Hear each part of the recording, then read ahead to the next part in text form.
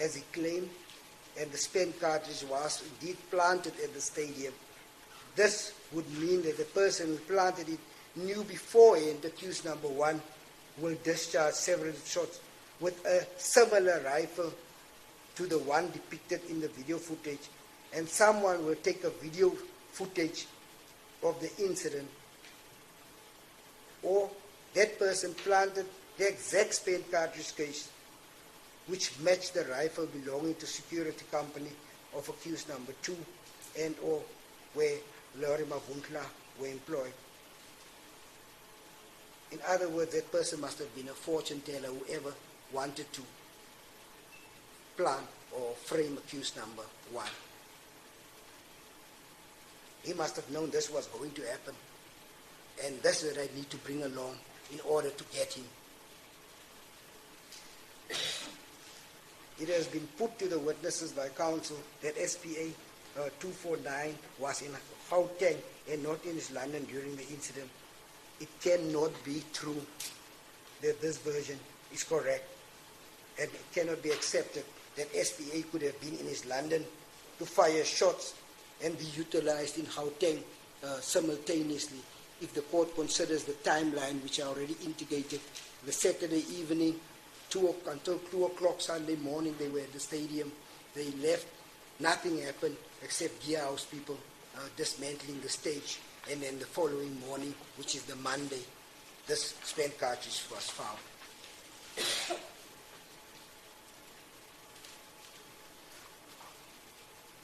Accused number 1, evidence that he was trained as an anti-apartheid activist is fiction, such as his version in this case. Accused number 1, that's a typo. If one look at how old he is, must have been 8 or 9 years old during the 1990s, and 11 years old in 1993 when the previous dispensation ended. Accused number 1 should be convicted on his own version, especially in light of the fact that Tactical Securities Record confirmed that SPA was booked out to Larry Mavundla, whom accused number 1 testified handed that fire rifle to him. Mavundla was indeed a blank rifle as trusted there. That was not one. Its submission is that it was indeed a real firearm as it was booked out to him. The greatest stumbling blocks, as indicated earlier, is basically the evidence, the real evidence of the video footage and the images depicted therein. Your Worship, if I just might deal shortly with the video footage, I see from the heads of both counsel that they're still contesting the authenticity of that video footage. Yes. Yes. Let's start. But it is 1:05. I'm not sure. Some have children to fetch, obligations between 1 and 2. We can possibly start sooner or earlier, but I need to accommodate all of them. My apologies. No, so may I just hear? Just to say, the IT person already showed me earlier with a cell phone. I just forgot about the time that you... So I just want to know, do you want to start at 2, or shall we try and see if we can commence at 13:45? But I think everyone needs a water break and a lunch break. It's up to you. I'll be in my office so you can tell me the time. I have to add my offices twice as far as it was last time. What would you like to do, Advocate Caesar? Maybe a 20-minute comfort break, Alicia. I'm so sorry. Okay. No? Okay, there I hear you. Advocate Odin.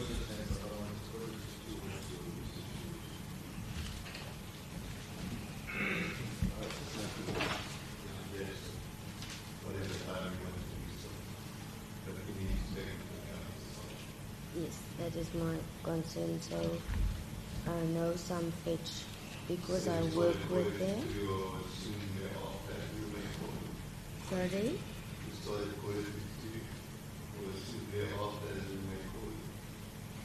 Yes, if everyone's back, is that in order if we say we can start at 2:45 all court staff?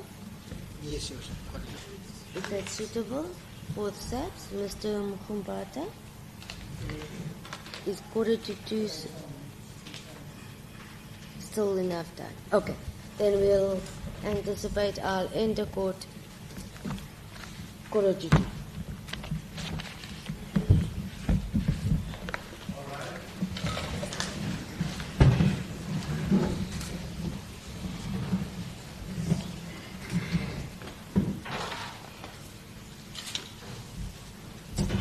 Sorry, I'm a bit of one functional hand, so I tend to drop everything. Thank you. Good.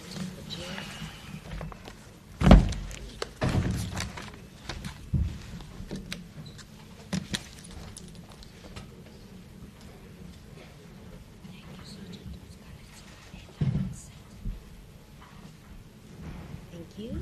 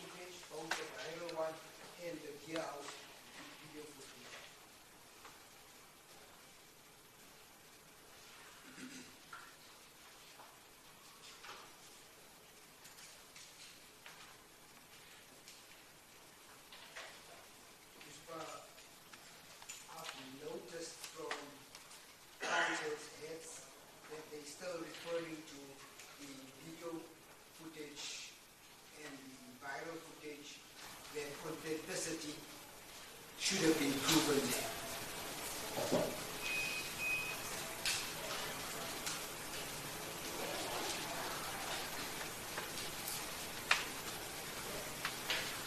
Our submission is not, because it's not evidence, the only issue that we need to prove is relevance. Relevant to this particular incident.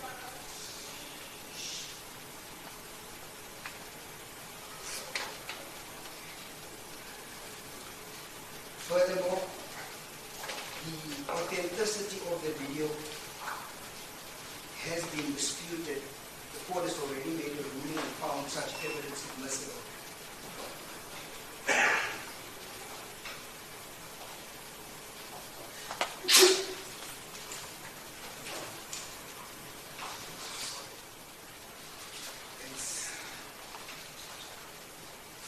Secondly, it doesn't seem that the actual content of the video is actually disputed, because both counsel use that same video footage also to their advantage and for their benefit, because it tells really a story, nothing really was disputed.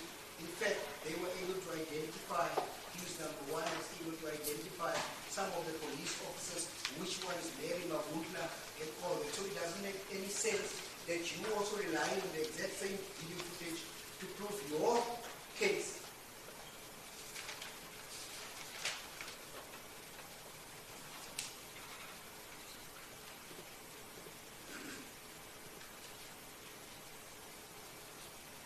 Yet you dispute authenticity. It doesn't make logic. It's not concrete.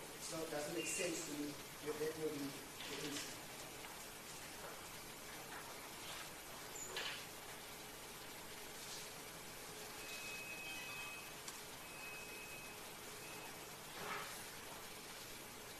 The images speaks 1,000 words on those recordings regarding what had transpired during the incident. No eyewitness would have been able to describe the atmosphere, the chanting of the songs, the location and the position of each and every person on and off the stage. What, where, how these shots were fired, and in which sequence it was fired. How many rounds were discharged. The clothing these people were wearing. Who moved where everybody was stationed at the time. No witness would have been able to give the court such a description. You don't need, the court does not need a witness. Only thing that court needs is relevance, and person can identify the contents of that image.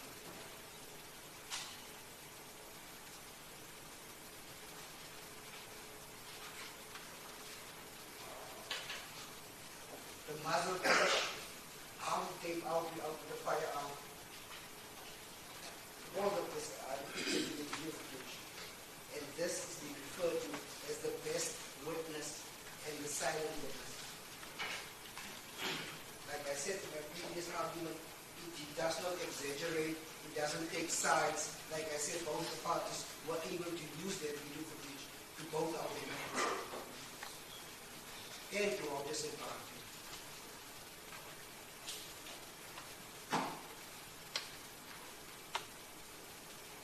It provides a clear understanding and comprehension of the incident. Like I said, even the clothes could be identified. These are people on their footage were wearing.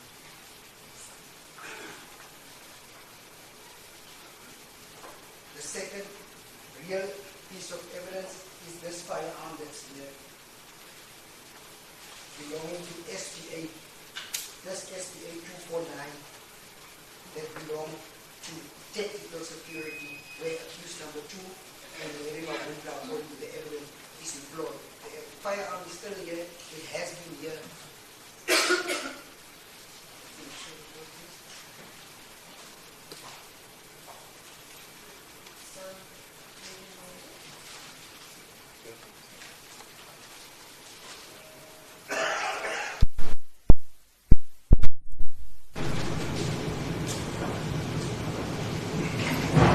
You also know that this handgun, the Glock that was presented to SPA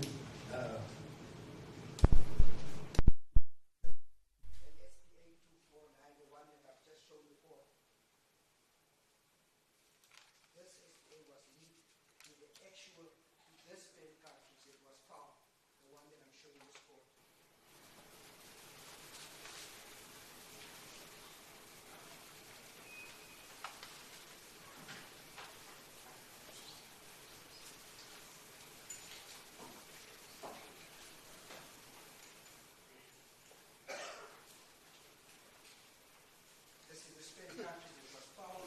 This firearm is sold to accused number 2's company.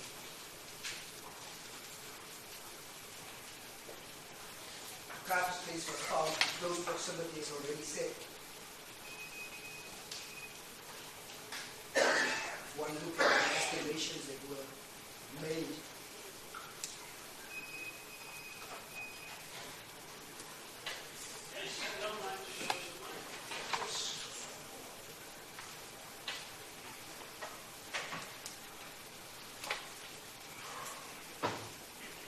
Presence of accused number 2 on that viral video provides more credence to the state's case, whereas we know that firearm belongs to the company that he worked for. We don't know Larry Mabunkla. He was identified by accused number 1, but accused number 2 is definitely being positively identified on that video footage.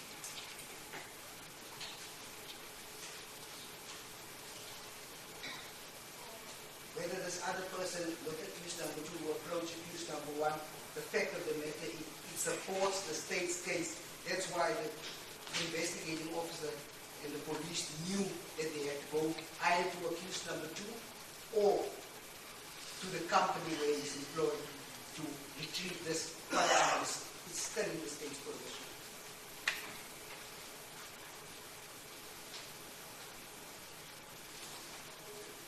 The reaction of accused number 2 and or Larry Mabunkla, according to the identification made by accused number 1, before, during, and after the shots were fired.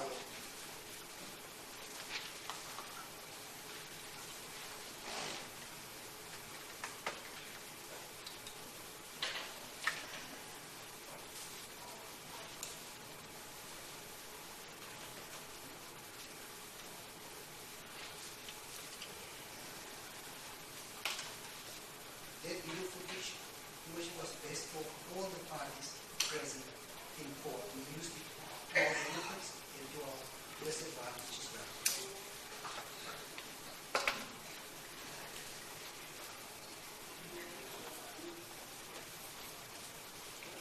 I've already stated earlier in the report, most of the issues are common cause. I've stated in the report what is really in dispute relating to the actual whether that was indeed an actual firearm or not. The more relating to the facts, its proof beyond reasonable doubt must be described, or was described by Jenny J. in the matter of Miller versus Minister of Pension 1942, in brackets 2, or ER at 372 as follows: the degree is settled. It need not reach certainty, but it must carry a high degree of probability.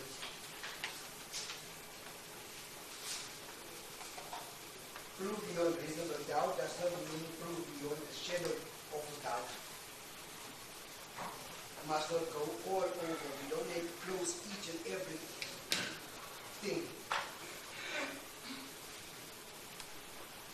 The law will fail to protect the community if it added fanciful probabilities to reflect the course of justice.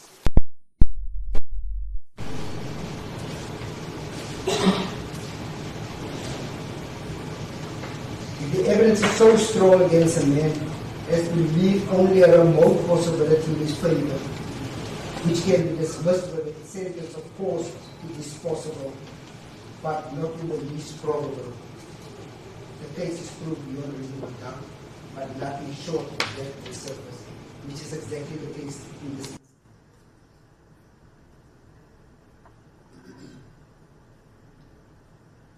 Similar sentiments were expressed in R versus Lambo, where Malan J stated as follows: in my opinion, there is no obligation upon the Crown to close every avenue of escape which may be said to be open to an accused. It is sufficient for the Crown to produce evidence by means of which such a high degree of probability is raised that the ordinary reasoning man, after mature consideration, comes to the conclusion that there exists no reasonable doubt that an accused has committed a crime charge. He must, in other words, be morally certain of the guilt of an accused.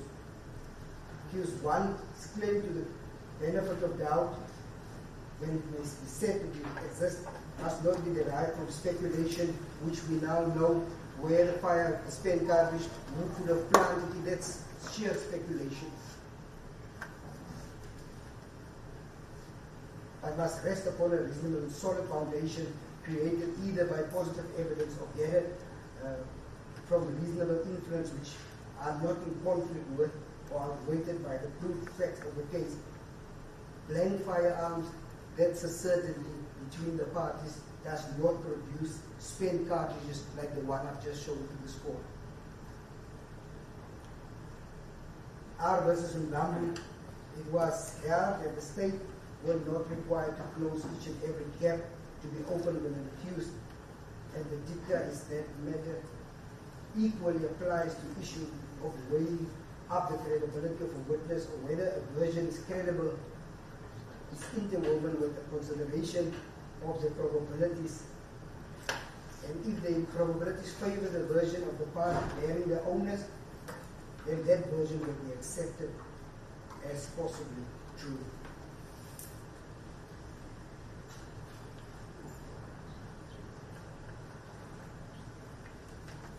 Bishop, I have considered when I took over this matter from my colleague, when I took over the matter, I was looking for errors in her work and how she did it, not to proceed, and that give myself an opportunity to look at the way that there might be doubt against the accused. I couldn't find any.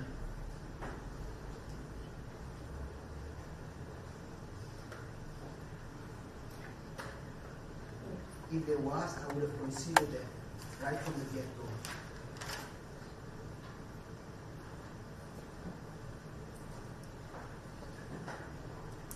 It is highly improbable that accused number one fired several shots with a blank toy firearm or moving firearm when this court considers the fact that no prior discussion has taken place with Colonel Kwali and was appointed in terms of the safety and sport and recreation debate.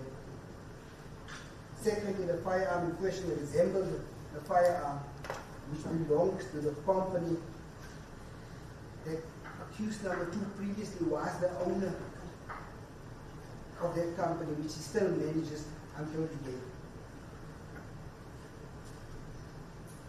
That this firearm resembles the one that's before court, the same size, appearance, make, and model, and additionally it is linked to a spent cartridge that was found on that scene, just for recap. Another issue is accused number one, his version is he came to put up a show. But what happened? It ended up in a show right towards the end of the stage, where nobody was able to see really what was going on. I don't know what type of show is that.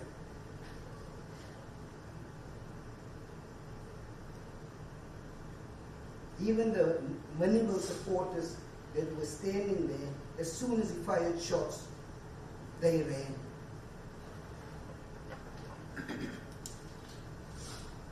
R versus Blom, Patermeyer J set out the two cardinal rules of reasoning to be considered when reasoning related to inferences in criminal trial. Inferences must be drawn and must be consistent with all the proof facts. If not, then the inference cannot be drawn. And second, the proof facts should be such that they exclude every reasonable inference from them say the one sought to be drawn. In other words, common sense must override fanciful submissions, logic. Nobody was going to guard accused number 1 on that stage with toy firearms. Whether it's Larry, whether it's accused number 2 was contracted for that. Anything to the contrary is a fanciful submission.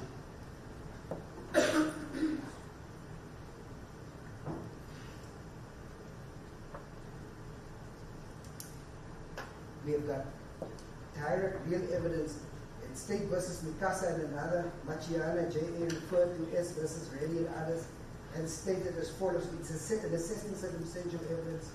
One need to be careful not to approach such evidence upon a piecemeal basis and subject each individual piece of evidence to a consideration of whether it excludes the reasonable possibility that the explanation given by the accused is true. I've already went through his evidence and referred the court why there's so many untruthfulness in his evidence. The evidence needs to be considered in its totality. It's only then that one can apply the off-quoted term R versus Blom.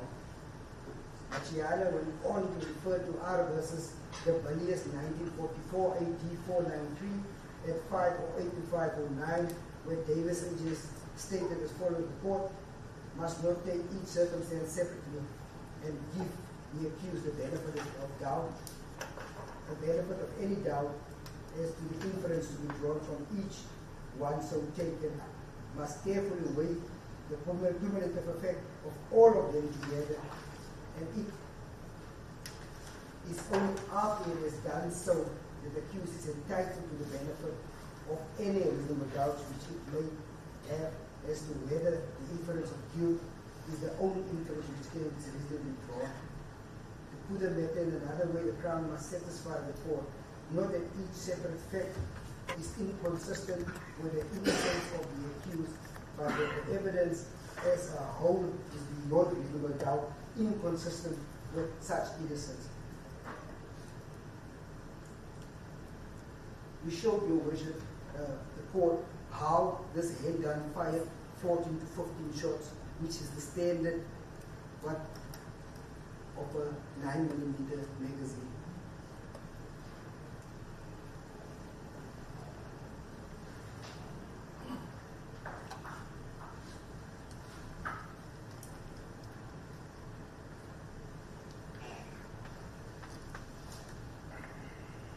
Accused number 1, the submission that was made even during him when he was testifying, he said he's not being charged for the 9mm. I will get to that later. But it was a consecutive act, a continuous act. The 9mm just stopped immediately, and the rifle was given to the accused, and these shots continued and continued. 22 shots that were fired.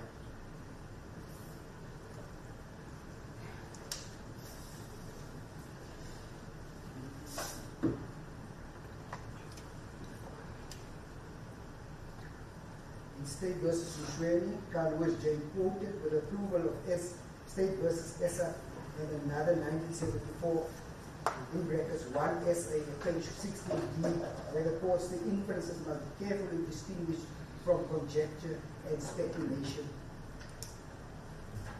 There can be no inference unless there are objective factors from which to infer.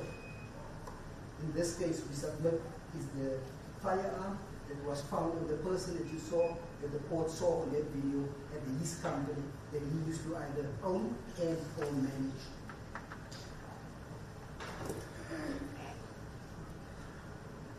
In some cases, the other facts can be inferred with as much as practical certainty as if they had been actually observed. If we observed what happened on the video footage. In other cases, the inference does not go beyond reasonable probability. But if there are no positive proof facts from which the inference can be made, the metaphor of inference fails, and what is left is mere speculation or conjecture. In this instance, as already said, accused number 2 is seen on the video footage engaging accused number 1. During, just shortly after the firing of shots, he and accused number 1 approach one another, and thereafter accused number 1 is no longer seen holding the firearm as accused number 2 moves away from him.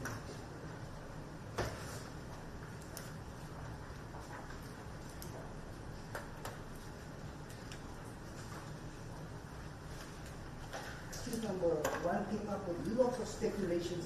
He said that the police never went to his house to go search his house for a firearm. Yet he says his firearm was never on that scene on that day. Why would they go to his house to go look for a firearm, whereas they knew accused number 2 was contracted to be the bodyguard of accused number 1?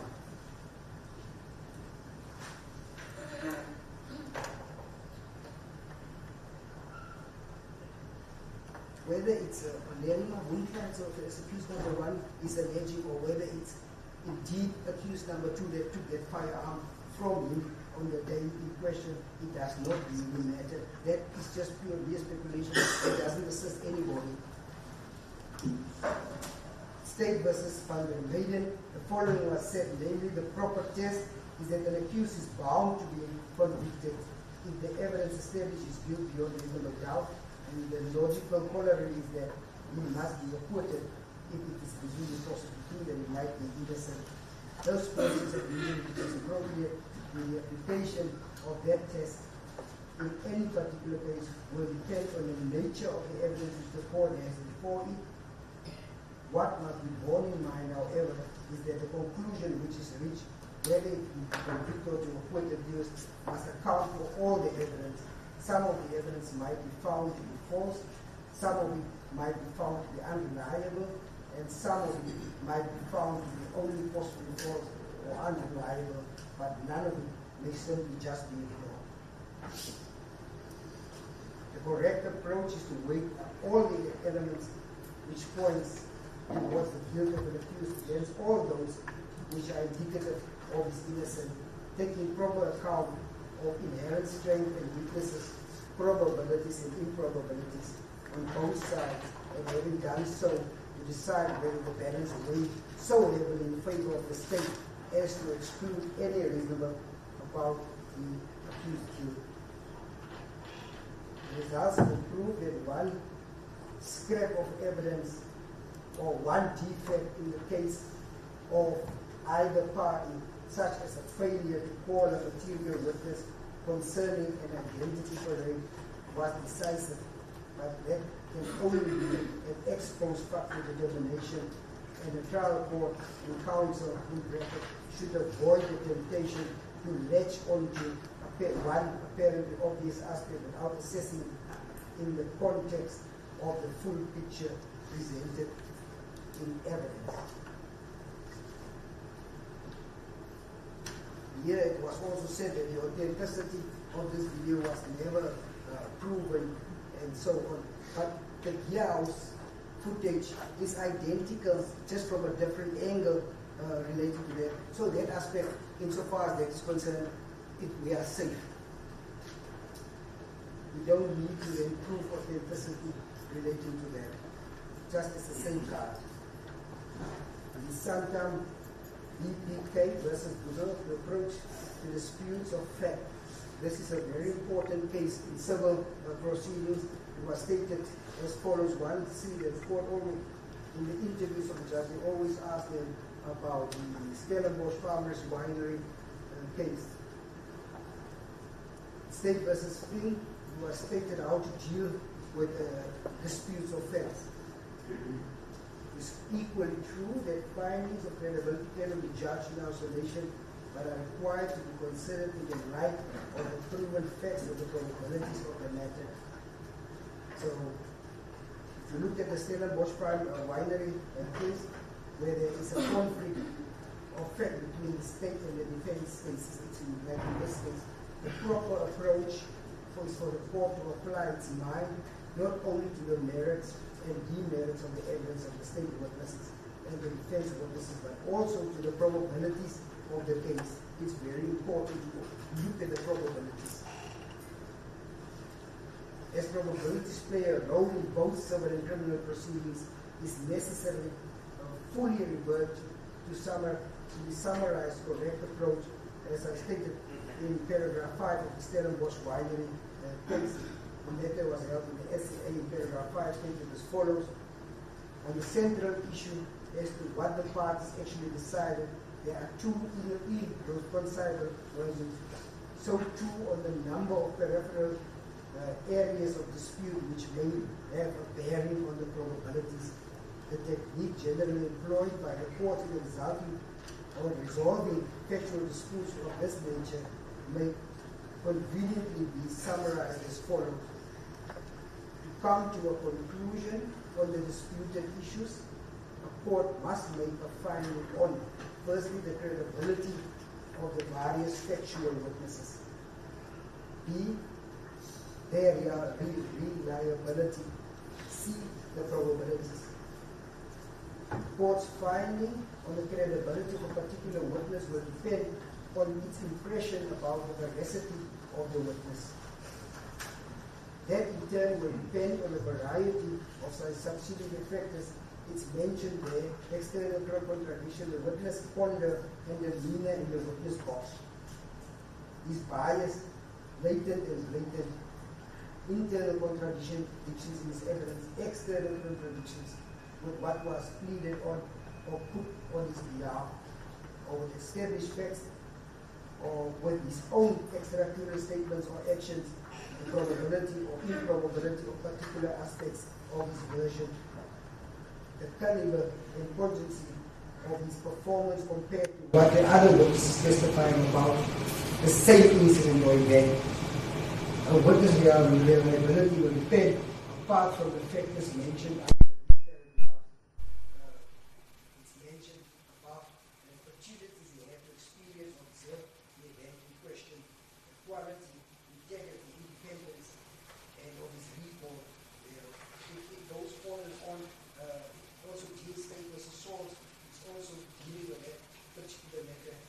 It's fully canvassed in my heads of argument. For the sake of time, I would not do that. The Stellenbosch winery case is a very important case that the court must look at in order to decide regarding whether to acquit the accused or whether to convict him.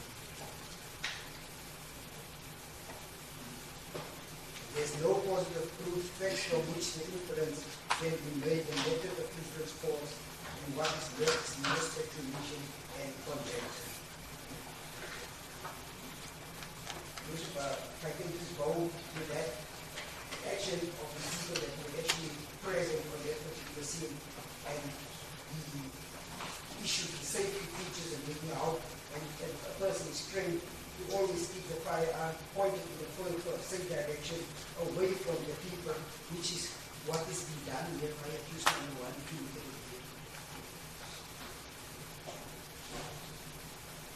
Even the person that handed the firearm over to the accused, look at the 9mm, he didn't point it towards the accused. He kept it at the same direction, pointing towards the same direction as then when it's handed out. Always keep your finger off the trigger until it's ready to fire. All these have been observed if you look at the video. Always treat the firearm as if it were loaded. In other words, at the 90-degree angle before it was discharged. It can be discharged. Always know the target and what is beyond it. Accused number 1, if you look at that video, he doesn't fire shots anyway. He just fires it towards the air.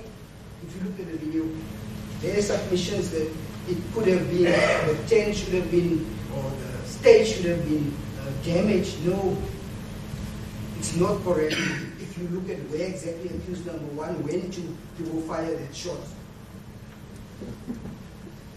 Right to the very end, taking out his hand, pointing the firearm towards the air, and then fired shots.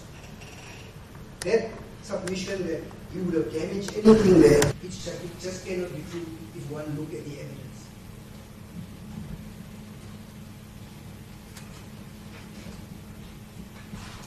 Submitted over and above the direct evidence implicated the accused as the perpetrator of the offense. The cumulative effect of the probabilities pointing in the same general direction may be such to establish the guilt of an accused beyond reasonable doubt. His actions must also be looked at on the day in question, how he conducted himself. It's an important factor that needs to be considered. I've referred the court previously to State versus Boza and another in bracket 2. J said the following: will probably give effect to the wishes of society and the purpose of the Constitution. An innocent person must, as far possible, never be convicted of an offense. I agree completely with that submission. The conviction of a guilty person must be obtained with the best possible evidence. The right to remain silent and the satisfaction of the onus which is on the state must be satisfied as far as possible. It's our submission that we have satisfied the onus that was placed on us. The rights of the accused are very important. That is our submission. The right of the community to see that justice is done is equally important. To achieve these goals, instruments should be used in such a way that justice is done to everyone. It's my submission that the state has proved its case beyond reasonable doubt, and this court must distinguish the branches from the leaves in light of the totality of the evidence and check accused number 1 must look through this dust and smoke and look at the evidence as it is.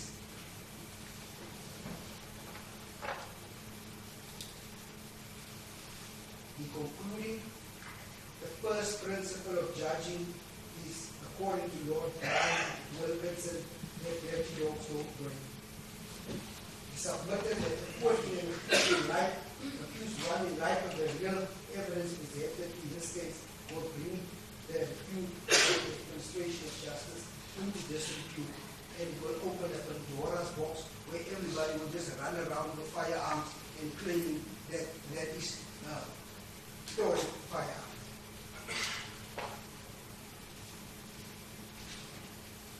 Accused 1 and 2, and my submission is defeated the proper administration of justice by removing, they're the only ones that could have removed. I want the court to look at the inference, remove the rest of the spent cartridge from the scene, and conspire to remove or replace the ball assembly of the rifle SPA to affect the outcome of the ballistic results. When they realized the police retrieved the spent cartridge from the scene. Upset about the Carl Lewis in this criminal crimes and not the way they accused of one who wasn't certain about his guiltiness, and I would have conceded such and assisted the court to acquit the accused.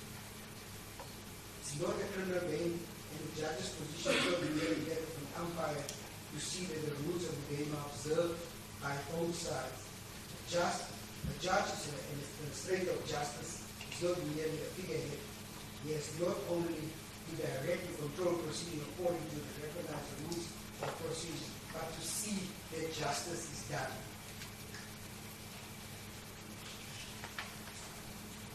I submit that in circumstances, strong cases have been laid out by the state that the accused, where the evidence is supported by a real evidence in respect of all the charges listed above.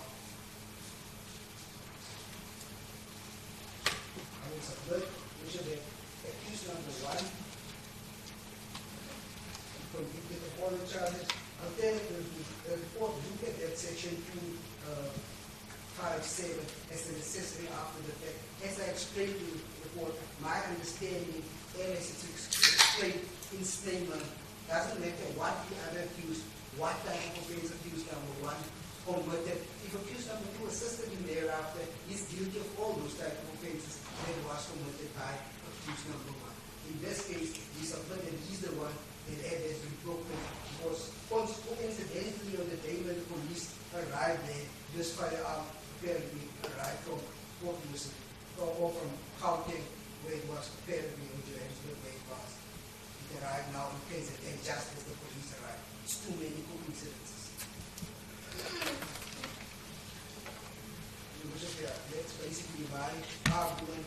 Just one small issue that I want to deal with, which is related to the charges. The charges.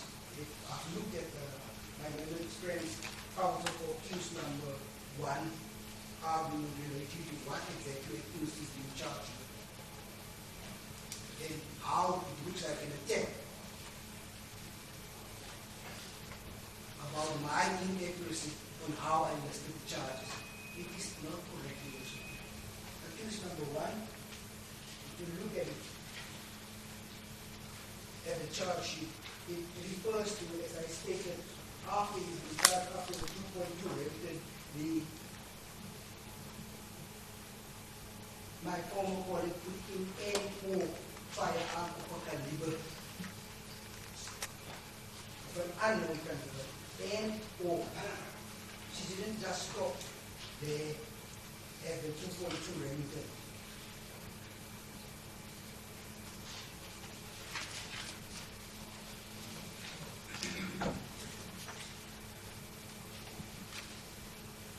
It's my submission to the motion that when she referred to N.O., she referred to the other firearm that was also seen on the video that discharged that particular firearm. The submission is made that I want to adapt the evidence to suit my case. That is not correct. In the actual argument of counsel for I think I must just address it. The word "and" is used to connect words of the same part of the speech clauses. That's according to Oxford Dictionary. I didn't draft the charge sheet.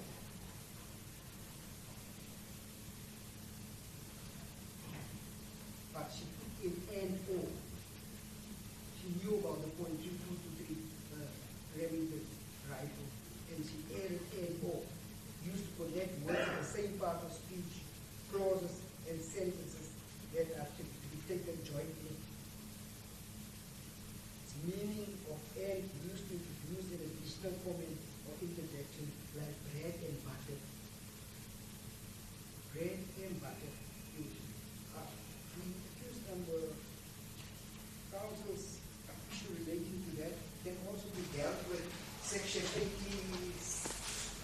87 from section 84, giving the charge sheets up to section 88 deals with that issue if there is a defect in the charge sheet.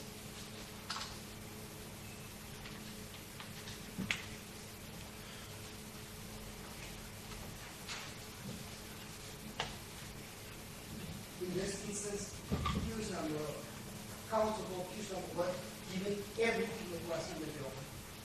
They were given those both video footage relating to the handgun. They were given the video footages relating to the rifle. They were given possession of the video footage, the viral video footage. It's not that they've been taken by surprise about this. If they haven't prepared accused number 1 to answer on those particular video footages, it cannot be now laid on the stage now. That is my submission. The purpose of section 87 is to inform the accused of the charge to allow and enable him to prepare a proper defense. In other words, it is to inform the accused on what evidence will be brought against him and not how the evidence will be presented. Section 84, it deals with the charge sheet. I can go on and on about it. Anyway, charge sheet, section 86.1 deals with whether there's a defect. In my submission, there was no defect in this particular charge sheet.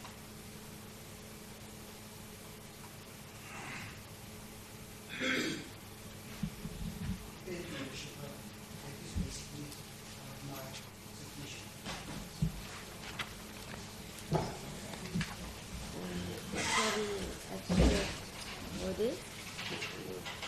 Advocate Caesar, on one aspect regarding your Advocate Caesar, one aspect regarding your address, I would like your reply on it, and if you are not ready to reply, you may do so as per norm after But if you are asking the court to look at the provisions of Section 257 of Act 51 of 1977, is it not pertinent for the state to allege that in the charge sheet prior? My understanding of, I stand to be corrected in that contribution. My understanding is that the accused may not be charged for a particular offense of that particular nature. It is my submission that it's not really needed to be alleged in that particular charge. And that's why it's drafted in that way, and constructed in that way, that it doesn't matter what the other accused did, that the accused after convicted of an accessory after the fact. And you also maintain that in light of the statutory offences faced by accused persons. That's correct.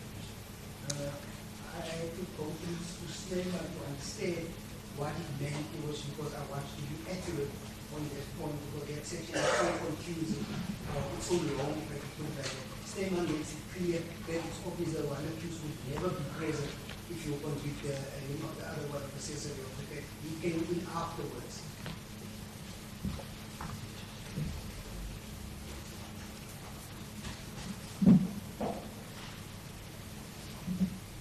So I just maybe something that is my interpretation of it. It doesn't mean that it's inaccurate.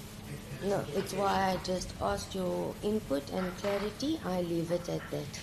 This one, I will ask you that again. Now, this one, the issue about the dealing, the touch dealing, it was also on the heads of argument. Usually, you would not find touch DNA of any of the accused in this instance. This firearm was already out of the province. Even accused number 2 is the one who gave or brought the firearm back for ballistic test. And these fingerprints still were not on that firearm. So that is not an issue that should be decided or the convicted the accused persons on much less evidence. If you look at section 208 of the Magistrate correctly, of just with this single evidence of a single state with arguments. Thank you. All right, my last question, and then I'm sure the defense will elaborate on that. I think right in the beginning of the proceedings, it was mentioned that the defense for accused 2 had requested further particulars, and I recall vividly I asked you whether you were aware, because that was the first day you came on record. You said no. I assume now you are aware? Yes, yes. But I also indicated that that request and that reply is still not part of the charge sheet before this court. It should be, but it's not, and I do not have it to retrieve it to attach it. So maybe it's in the court file where it is headed, but no one has attached it to the charge sheet, which the court has to have insight in. So I'm just placing that on record. So if need be, I would greatly appreciate having insight in the request and the reply. I will try to find it. I've seen it in one of the files, but I'm sure counsel will have it with it. Also not. Since I can We have it, but not there. No, that's fine. No, I'm no. sorry I don't jump up. I've got a sore knee at one time. Advocate Matthews, I've got broken legs, hips, arms, so I fully understand. Thank you. All right, let me just get to you, Advocate Otis, just a minute.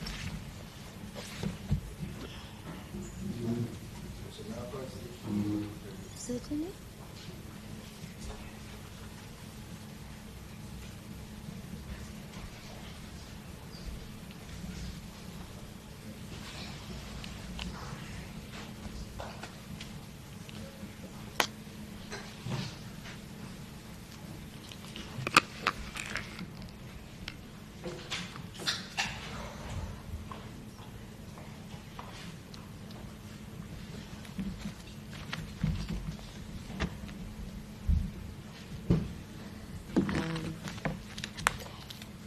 Thank you. I'm ready if you are ready to proceed, Advocate Otis. Yes, if I may just start with some opening observations, if I may, and then I'll go into the arguments. Firstly, Magistrate, apology for being late this morning. It was just we were told that the matter starting was so definitely, as you also didn't anticipate, that we'd be required to express our view on our own heads of argument, but I think I have to follow the pattern of my learned friend. I was under the impression that the heads had been filed and that he would answer my heads, which he hadn't had an opportunity to do, and then we'd go to deal with it with the argument thereafter. And he set the tone by going through his heads. I believe that I'm obliged to do that. It might be that the camera's got the better of him, and that's why we're in this position, but so be it. What I want to... Advocate Otis, it's an uncalled for statement. As Worship pleases. I mean, I'm going to try my best to avoid those uncalled for statements, but I need to forewarn you, Worship, that issues were attributed to me that don't belong with me, and I don't take responsibility for them. He needs to, and I'll make it clear as we continue. Sorry, I'm not being deliberate. I just want to follow exactly that I understand. May you just please repeat? You say... Issues were attributed to me, Worship, that did not emanate from me, for which I will be holding him accountable. It's as simple as that, Worship. I hear what you are saying.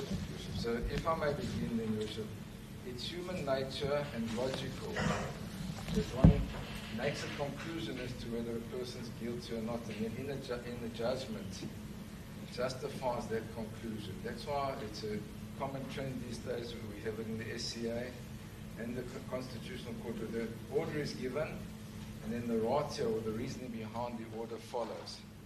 So here, Your Worship, we have a similar position that one humanly and logically makes a conclusion, then justifies the conclusion with regard to the evidence, the probabilities, and all other factors in taking a holistic view to the matter. Now, there are two major issues that my learned friend might take offense with, but I need to put them up front and make myself clear. Firstly, Your Worship, we are of the view with respect that the charge sheet has been reverse engineered, for want of a better term, or adapted to suit the evidence, as I will show, Your Worship.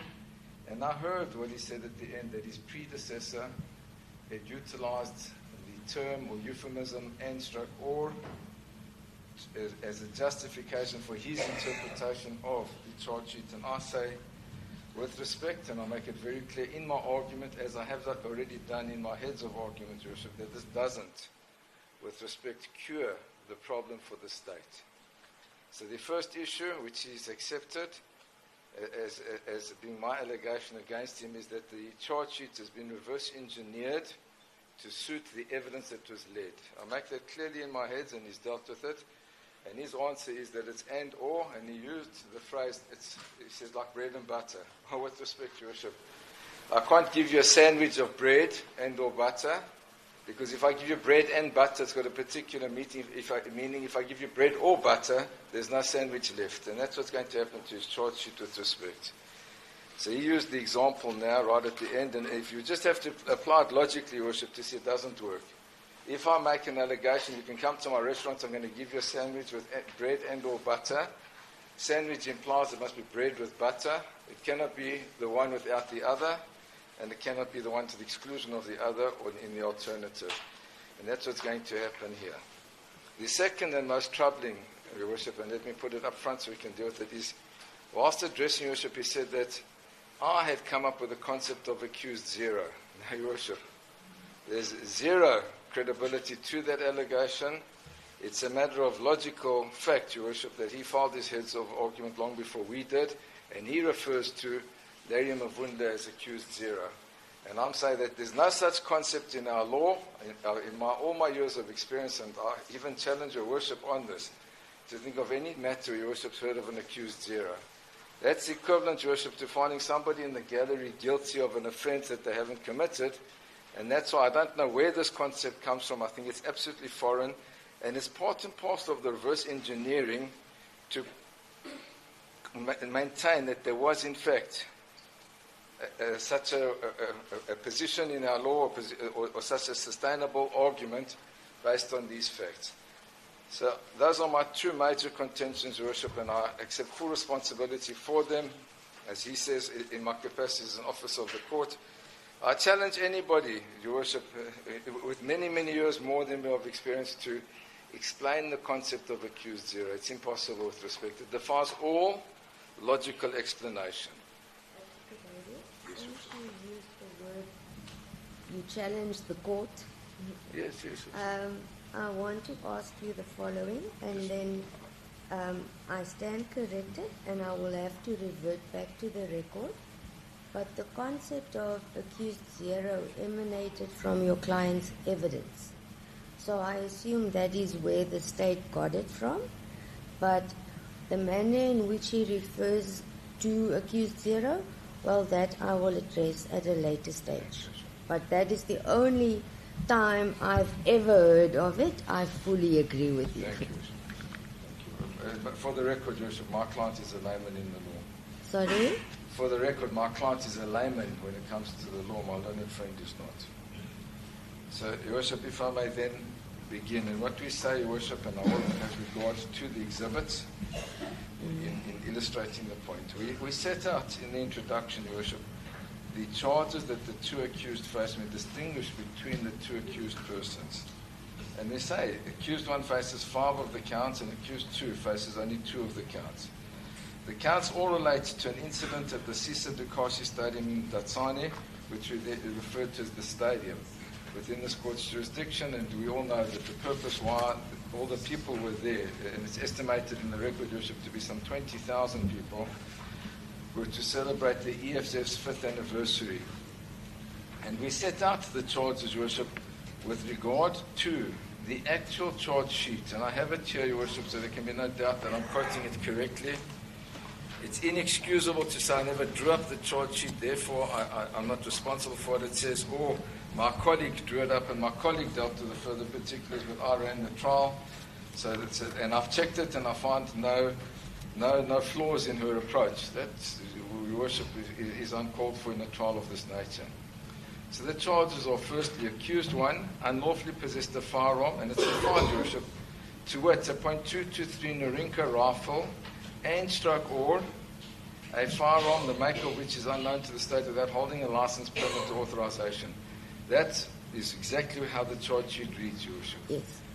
Count 2 is accused one unlawfully possessed ammunition, to wit, and it's there, Your Worship, the article A .223 Remington bullet, without holding a license, permit, dealer's license, manufacturer's license, goldsmith's license, import or export, or in-transit permit or authorization to do so.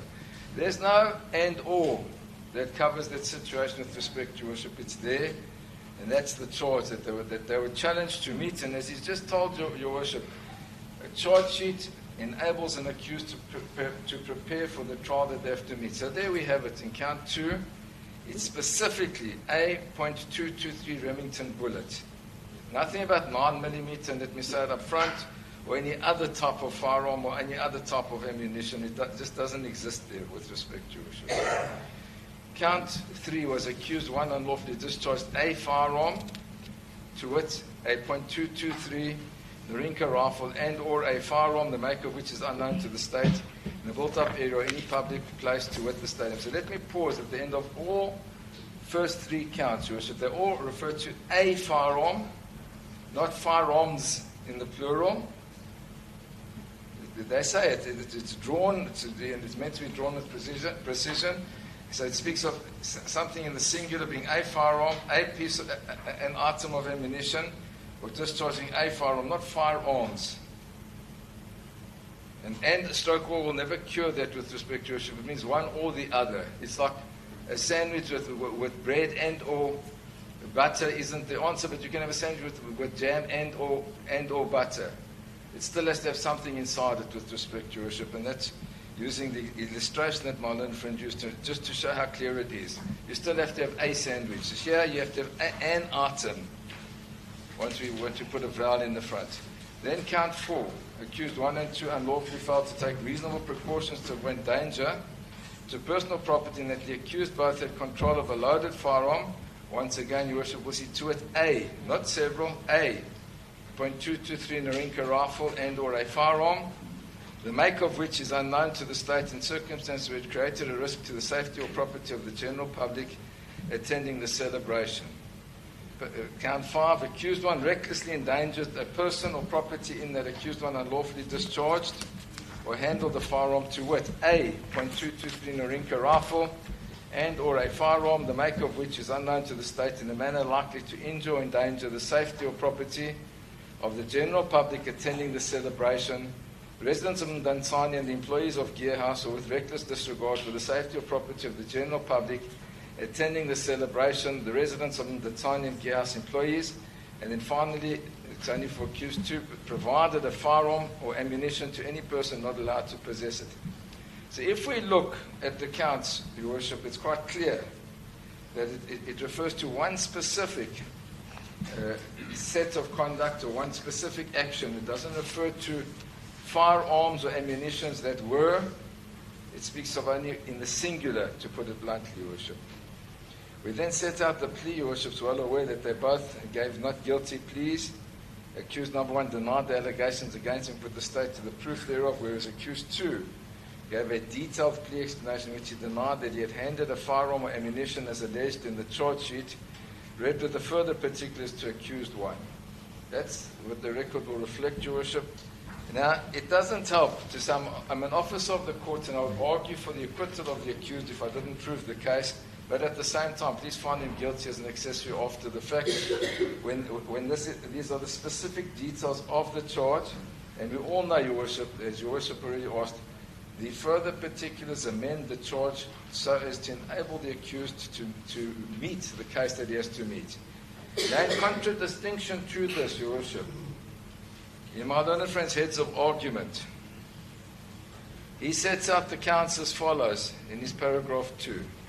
Count 1, unlawful possession of a firearm. Then he does dash. Rifle and, not and stroke or. He can't hide behind what his colleague says when he sets out the different case here. So count 1 is unlawful possession of a firearm dash rifle and unknown firearm accused 1 only. That's not the case with respect to Your Worship. The charge sheet speaks for itself. When we cannot say it's open to interpretation, that and/or means it wasn't just one firearm, it's 2 or 3 or several other firearms. But that's the case that he says was made out. Secondly, Your Worship, in count 2, he says unlawful possession of ammunition. And all of a sudden he goes away from the definition that's given there of the Remington ammunition. He says unlawful possession of ammunition. Accused 1 only. Count 3 says discharge of a firearm in a public place or built-up area or any public place, accused 1 only. Once again, a firearm. Count 4, failure to take reasonable precautions to avoid danger to personal property, accused 1 and 2. Count 5, reckless endangerment to personal property, accused 1. And his count 6 is providing a firearm or ammunition to any person not allowed to possess it, accused 2. So he's, with respect, changed the goalposts in his idea of what he set out to prove and what he tells the court that he set to prove when he drew his heads of argument up after the evidence had been led. So now, if we turn, Your Worship, to what we say here, the evidence. And we say, and I challenge him on this one, and it's not a personal attack in any way. There were 19 witnesses, not 18. Very little turns on the witness that he excluded, but the record will reflect that there were 19, not 18. I take no issue with that, Your Worship. But when we look at the testimony, and he makes this concession in his heads, when we deal with Colonel Nkwali. Colonel Nkwali says he had heard a loud noise. This is at the foot of page 3 of my head, Your Worship. But suspected that they were fireworks. He did not see accused 1 firing any shots on the date of the EFF celebration. He had been sent video footage that indicated that accused 1 had fired shots with what appeared to be a rifle on stage. This resulted in him opening a case as the complainant, even though he had not received any report of any shooting taking place before, during, or after the event. That's conceded by him, Your Worship, in his paragraph 7.1. So if I can deal with both heads of argument at the same time. In 7.1 he says that he thought it was fireworks, and he explains that it turned out that it was shots, and that he didn't investigate it at the time, only once he had been shown the video footage. So we immediately ask ourselves one question, Your Worship. Did he report the matter, or is he also guilty, as my other friend would want you to hear, of being an accessory after the fact? Because he was there and he didn't really do anything until it went viral and everybody complained about it. And this is going to be repeated several times, Your Worship. The second witness, Your Worship, was Mtombifikile Nkrumah. Now it's interesting to see how we heard the same evidence but deal with it differently. He says, and I'm summarizing, Your Worship, in his paragraph 7.2, that she was a cleaner and she was cleaning the stadium after the birthday celebration had taken place, and found an empty cartridge case on the right side of the stadium, and now I'm quoting from his head, Your Worship, a few meters away from where the EFF stage was erected. Nothing could be further from the truth with respect to Your Worship. Few, and my little friend is invited to look it up in Oxford Dictionary, depicts 2 or 3, not 10, 20, 30, 40, 50 meters. It cannot be the case. And he goes further, Your Worship, because this becomes an important aspect of his heads of argument, where he invites Your Worship to have regard to the location where this cartridge was found and to draw inferences from it. And I invite and, in fact, beg Your Worship to do so, because that would lead to the acquittal of the accused. And he says here, Your Worship, in 7.2, that she then, Captain Swart visited the stadium on 1 August 2018 to interview the witness regarding the discovery of the spent cartridge case. She informed him that she gave the cartridge case to the wino, who is her supervisor. She had to point out the location where the cartridge was retrieved. Sergeant Nkululeko Tuzi took photos when she pointed the place where she found the cartridge case. This photo album was handed in an exhibit. It's very vanilla, Your Worship. We're told in the first paragraph, the witness says a few meters away. So in the first paragraph of this witness, she's a few meters away, and then she says, well, have a look at the photo album. Because this was put on record, and it was depicted perfectly. What we say, Your Worship, in our paragraph 4.2 is as follows.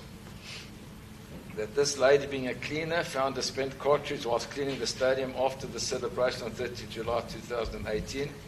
She handed this cartridge to a supervisor and told her friend about it. Most significantly, and once again, Your Worship, I'll take you through the evidence like I did with the charge sheet. She pointed out the location where she had found the cartridge and was photographed doing so.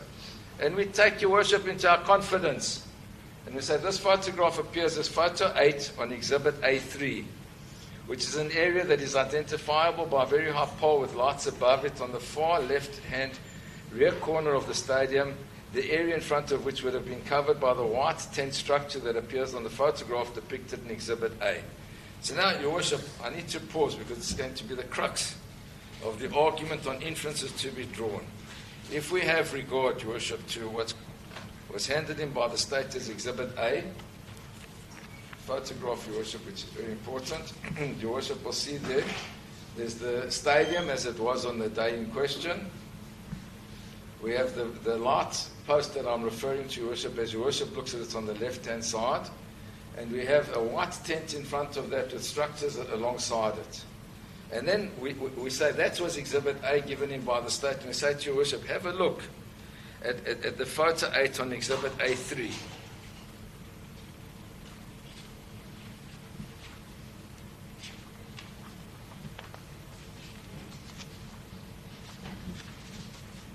Here we have, Your Worship, the telltale sign of where the actual cartridge was found. Photograph 8 on A3 has the witness herself pointing to a spot that is at 90 degrees, I'd say 45 degrees, I beg your pardon, from the pole, but in the vicinity of that large lamppost that we see in photo 7 and photo 8. Now, Your Worship, if one talks about drawing inferences from where it was found and how it was found, it's impossible for it to have been found or to find its way there on the night in question if it was fired as the state alleges. Because one has to interpret these pictures together, Your Worship, and look at the actual evidence to say between the stage and that lamp post, as Your Worship I'll show now, there were structures. For a cartridge to get there was absolutely impossible, taking into account the ejectile range, its common cause of the firearm that the state alleges was utilized that night. So if we have a look at these two pictures together, and I'm going to ask Your Worship in due course several times to have regard to what I'm showing now, just to realize every time he says that it was found nearby or in the vicinity, nothing could be further from the truth with respect to Your Worship, because there's a large distance between where the stage was, where the lamppost is, and to where the witness is actually pointing out.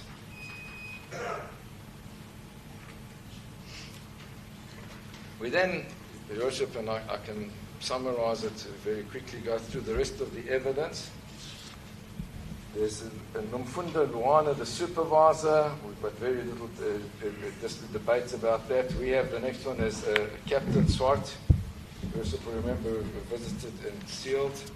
Then we have, we call it Jonathan Kumala, he calls it Johnson Kumala. We have Lieutenant Colonel David Johannes Janssen, and he explains that they were there. And he also explained, Colonel Janssen, that Larry Mavundla, and it's in both of our heads of argument, it's my paragraph 4.7, his paragraph 7.6, that Larry Mavundla was present and provided 2 further firearms for inspection, a 9mm P Glock pistol and a .223 Norinco rifle. The explanation that was given at the time, which was never disputed, was that although the firearms were not in East London on 28th of July 2018, the responsible person volunteered these firearms, as well as all other firearms in his possession for ballistic testing. His statement annexes were handed in as Exhibit C. That's Lieutenant Colonel Janssen. He gives that explanation. So we know that they knew the explanation, and we know that he'd encountered this Larry Mavundla, who develops into accused 0. So now you've got Larry Mavundla, Your Worship, who features prominently from the outset of the investigations. And my question is a rhetorical one, because it remains unanswered, Your Worship, is what do we make of the state's failure to either charge or call this Larry Mavundla to testify? Would the court be entitled to draw negative inference? My submission, yes, definitely. Can the court infer any facts or attribute any facts to Larry Mavundla, having not called him, having had him being referred to as accused 0? My answer, Your Worship, is that is a fundamental flaw with respect in the state's case. And they were fully aware of it, and my little friend goes further. He says, I looked at this case when I took it over from my predecessor. He's giving evidence now, but he says, and I was satisfied there's a solid case, and I accepted that it was perfect, there were no flaws in the case. That's what he said, and now we look at this, Your Worship, we say, but isn't this in itself an absolutely fundamental flaw in that Larry Mavundla was referred to from the outset, is placed on the stage, was there with all the other police officers, was the registered owner of the 2 firearms that he relies upon in his argument, but yet was never ever called to testify. We then both have Warrant Officer Becker.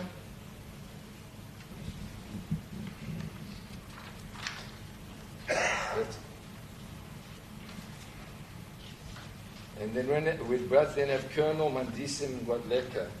Now, it's important, Your Worship, that I stop on Colonel Mgwadleka, because my learned friend, in his heads of argument, explains the rifles, and he says that the Colonel concluded that the breech face extractor and ejector did not correspond with the rest of the serial numbers on the firearm, and concluded it was changed to affect the outcome of the ballistic tests. He said that he was going to show Your Worship that that was admitted, but he hasn't given you the page reference, even though he said that he would. He also goes further, Your Worship, in his heads of argument at paragraph 7.9 and page 6, and he says that Mgwadleka confirmed that the markings that are made on the cartridge case by the firing pin, breech face, extractor and ejector were negative, as these parts form part of breech block that were removed after the shots were fired, but before the firearms were sent to the ballistic unit for tests. Now that, with respect, is not my recollection of his testimony. As I understood, he said there's nothing sinister to be drawn from the fact that this had been changed. And it does happen that in the process of cleaning firearms, they're often exchanged and they fit in interchangeably. I don't, with respect, believe that he said that, but that doesn't affect my argument in much, but I just want to put the record straight, if I may. We both then referred to Ashley Singh, and he calls them the Gearhouse witnesses, and I have a very similar summation of what he says about the Gearhouse witnesses. It's important that he notes that even at the stage of the Gearhouse witnesses, it was put to them and they conceded that they were unable to dispute whether the firearms were real or blank or toy firearms. That's at the foot of his paragraph 7.10. And we then deal with Samuel Ntandazo Kwata, also from Gearhouse, and Captain Nzuku. Then there's Dwayne Francis, the digital investigation. And then we say there was another witness. He also said there's a Captain Sorol Jacobus Kruger, who testified. We just have them in a different order, but they're there. There's Warrant Officer Amanda Yvonne Steenkamp, Captain Rian Buerter, and Captain Govender, who we make an error in referring to as a male when it was a woman. He also makes a similar error. He talks of once as a male and once as a female. And then there's the Colonel Swartwood, who's the final person. The only witness that we say he forgot in his summation, as I said, very little turns on it, Your Worship, is we identified Captain Sorol Jacobus Kruger, who received 3 batches of firearms. If nothing turns on it, it was just in the testing process. I do not make anything of that, Your Worship. It's an absolutely innocent oversight. Now, what's important, Your Worship, and what I need to elaborate on, if I may, is in paragraph 4.19. We highlighted this, and Your Worship has heard this argument, but I need to explain it. And that's Colonel Swartboy deposed to 23 statements. He could not say whether the firearm seen in the video footage was a real firearm or a staged or blank firearm. But importantly, Your Worship, and it was he that confirmed this, because he was the investigating officer, he confirmed that 5 members of the SAPS VIP protection unit were present and had deposed to statements. These statements were handed in as exhibits, but he did not make mention of any one of them seeing accused, but did not make any mention of any one of them seeing accused when firing a firearm. Why it's important, Your Worship, is he was the investigating officer. He was in charge of the docket. He had made all these statements. He was aware, not personally involved in, but aware of these statements that were put to him when he testified, and he confirmed them.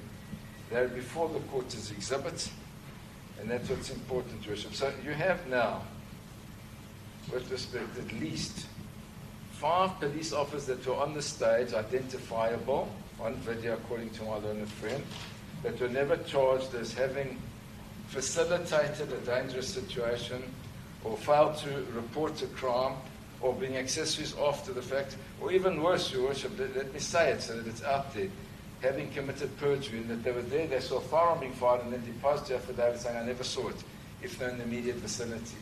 So these are the gaps, with respect, that are there in the state's case.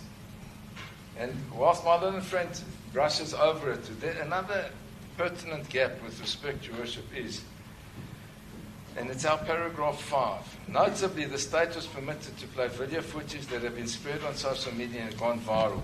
We refer to it as the viral footage, as well as the video footage that had been recorded by the above detailed employees of Gearhouse. We refer to that as the Gearhouse footage. The viral footage depicted the shooting, but the Gearhouse footage did not. These were accepted as exhibits by this Honourable Court. It subsequently became apparent from cross-examination that the authenticity of the viral footage had not been established, so we say that was never established, and the laptop on which the original Gearhouse footage had been captured had been stolen. So now we have a situation, Your Worship, and it's something that the court will be required to rule on, where we have 2 sets of video footage the one we have no author of or no origin of. That's the viral one. Nobody's come and said that was my cell phone that sent that video footage. I took it. This is where I was. This is what I saw. The authenticity was placed in dispute. It's never been proven. The other, Your Worship, is well aware, was on a laptop that had been stolen. So the original's missing. So it's a situation, Your Worship, where once again we have a gap in this regard. Now, my learned friend for accused number 2 has set out the different tests to be applied. My learned friend chooses the easier one for the state. That is, if it's relevant, it's admissible. It doesn't have to be the authenticity, etc. doesn't have to be proven. There are cases that go either way, Your Worship, out of fairness. Your Worship made a ruling at the time that it could be played, but we, at the end of the case now, Your Worship, and we haven't been able to establish the authenticity or reliability of those 2 videos with respect. The one lacks the actual author. We don't know who was the creator of that video. The other one, the original laptop, has been stolen on everybody's version. We then set out in our heads of argument, Your Worship, the Section 174 applications. And I need, with respect, to repeat that because the test now is proof beyond reasonable doubt, not just whether there's a case on which the accused ought to provide an answer and that there's a prima facie case. And we had submitted at the time on behalf of accused number 1, firstly, not one of the many eyewitnesses at the celebration complained of any firearm being discharged. So you have a situation, Worship, in summary, where you have 20,000 people in a gathering, at least 5 of whom are VIP protection officers and others. You have other policemen present, you have a whole host of people present, and not one single eyewitness who attended the event has complained of a firearm actually being discharged. Secondly, not one of the many eyewitnesses at the celebration had complained of any fear or danger due to a firearm being discharged. So nobody said that their life was in danger, or they were at risk, or they felt threatened, or that there's any danger whatsoever, which is part of the charge against the accused, endangerment. Thirdly, not one of the many eyewitnesses to the celebration had run for cover during the celebration in fear for their life or property. Now, it's all very well, my learned friend says, look at the video, look carefully, look in the corner at the extreme left-hand side, you'll see people moving away. Okay, Your Worship, that could be, they're moving to go to the toilet, they're moving to buy a bread and butter sandwich, they could be moving for any reason whatsoever. But you cannot draw the inference with respect that they're running out of fear, having not called one of them to testify. And then we say in paragraph 7.4, in fact, and most startlingly, not one attendee from the many people who had attended the celebration was called to testify as an eyewitness. Fifthly, additionally, there had been 5 SAPS VIP Protection Services members on the stage at the celebration in the stadium, and not one of them had seen or complained of any firearm being discharged. Sixthly, these 5 SAPS VIP Protection Services members had been traced and had made statements, but not one of them had mentioned anything untoward having happened at the celebration at the stadium. So not only do we hear that a firearm was fired, police were on the stage, but they actually traced and they called to make a statement. Not one of them claims to have seen this firearm being fired or having feared anything or being scared of anybody. Seventhly, the place where the spent cartridge had been found would have been beneath structures that had been there at the time of the celebration, which made it impossible for it to have been fired from a firearm during the celebration, as the structures had been penetrated and damaged, but they had not. That's the photographs that I showed you, Worship. Eighthly, it was not possible to say when the spent cartridge had been placed there. Ninthly, it was not possible for the spent cartridge to have been ejected from the firearm on the stage at the celebration and land where it was found. And finally, Your Worship, there were no touch DNA traces or fingerprints to link accused 1 to the suspected firearm or the spent cartridge. Then say it was further submitted on behalf of accused 1 that the clearest indication of the deficiencies in the stage case were evident from the testimony of the investigating officer, Colonel Swartboy, who had fully investigated every aspect of this matter, been in charge of the investigation, deposed to 23 statements and testified in chief inter alia that, firstly, he had been assigned to investigate the alleged shooting at the celebration. Second, he had requested permission to interview employees and staff on duty at the time of the celebration. Thirdly, the purpose of the interviews was to establish whether they knew about the incident and to gather information about the incident. Fourthly, the scene had been reconstructed by Sergeant, subsequently Warrant Officer Becker, to ascertain where the spent cartridge had been picked up.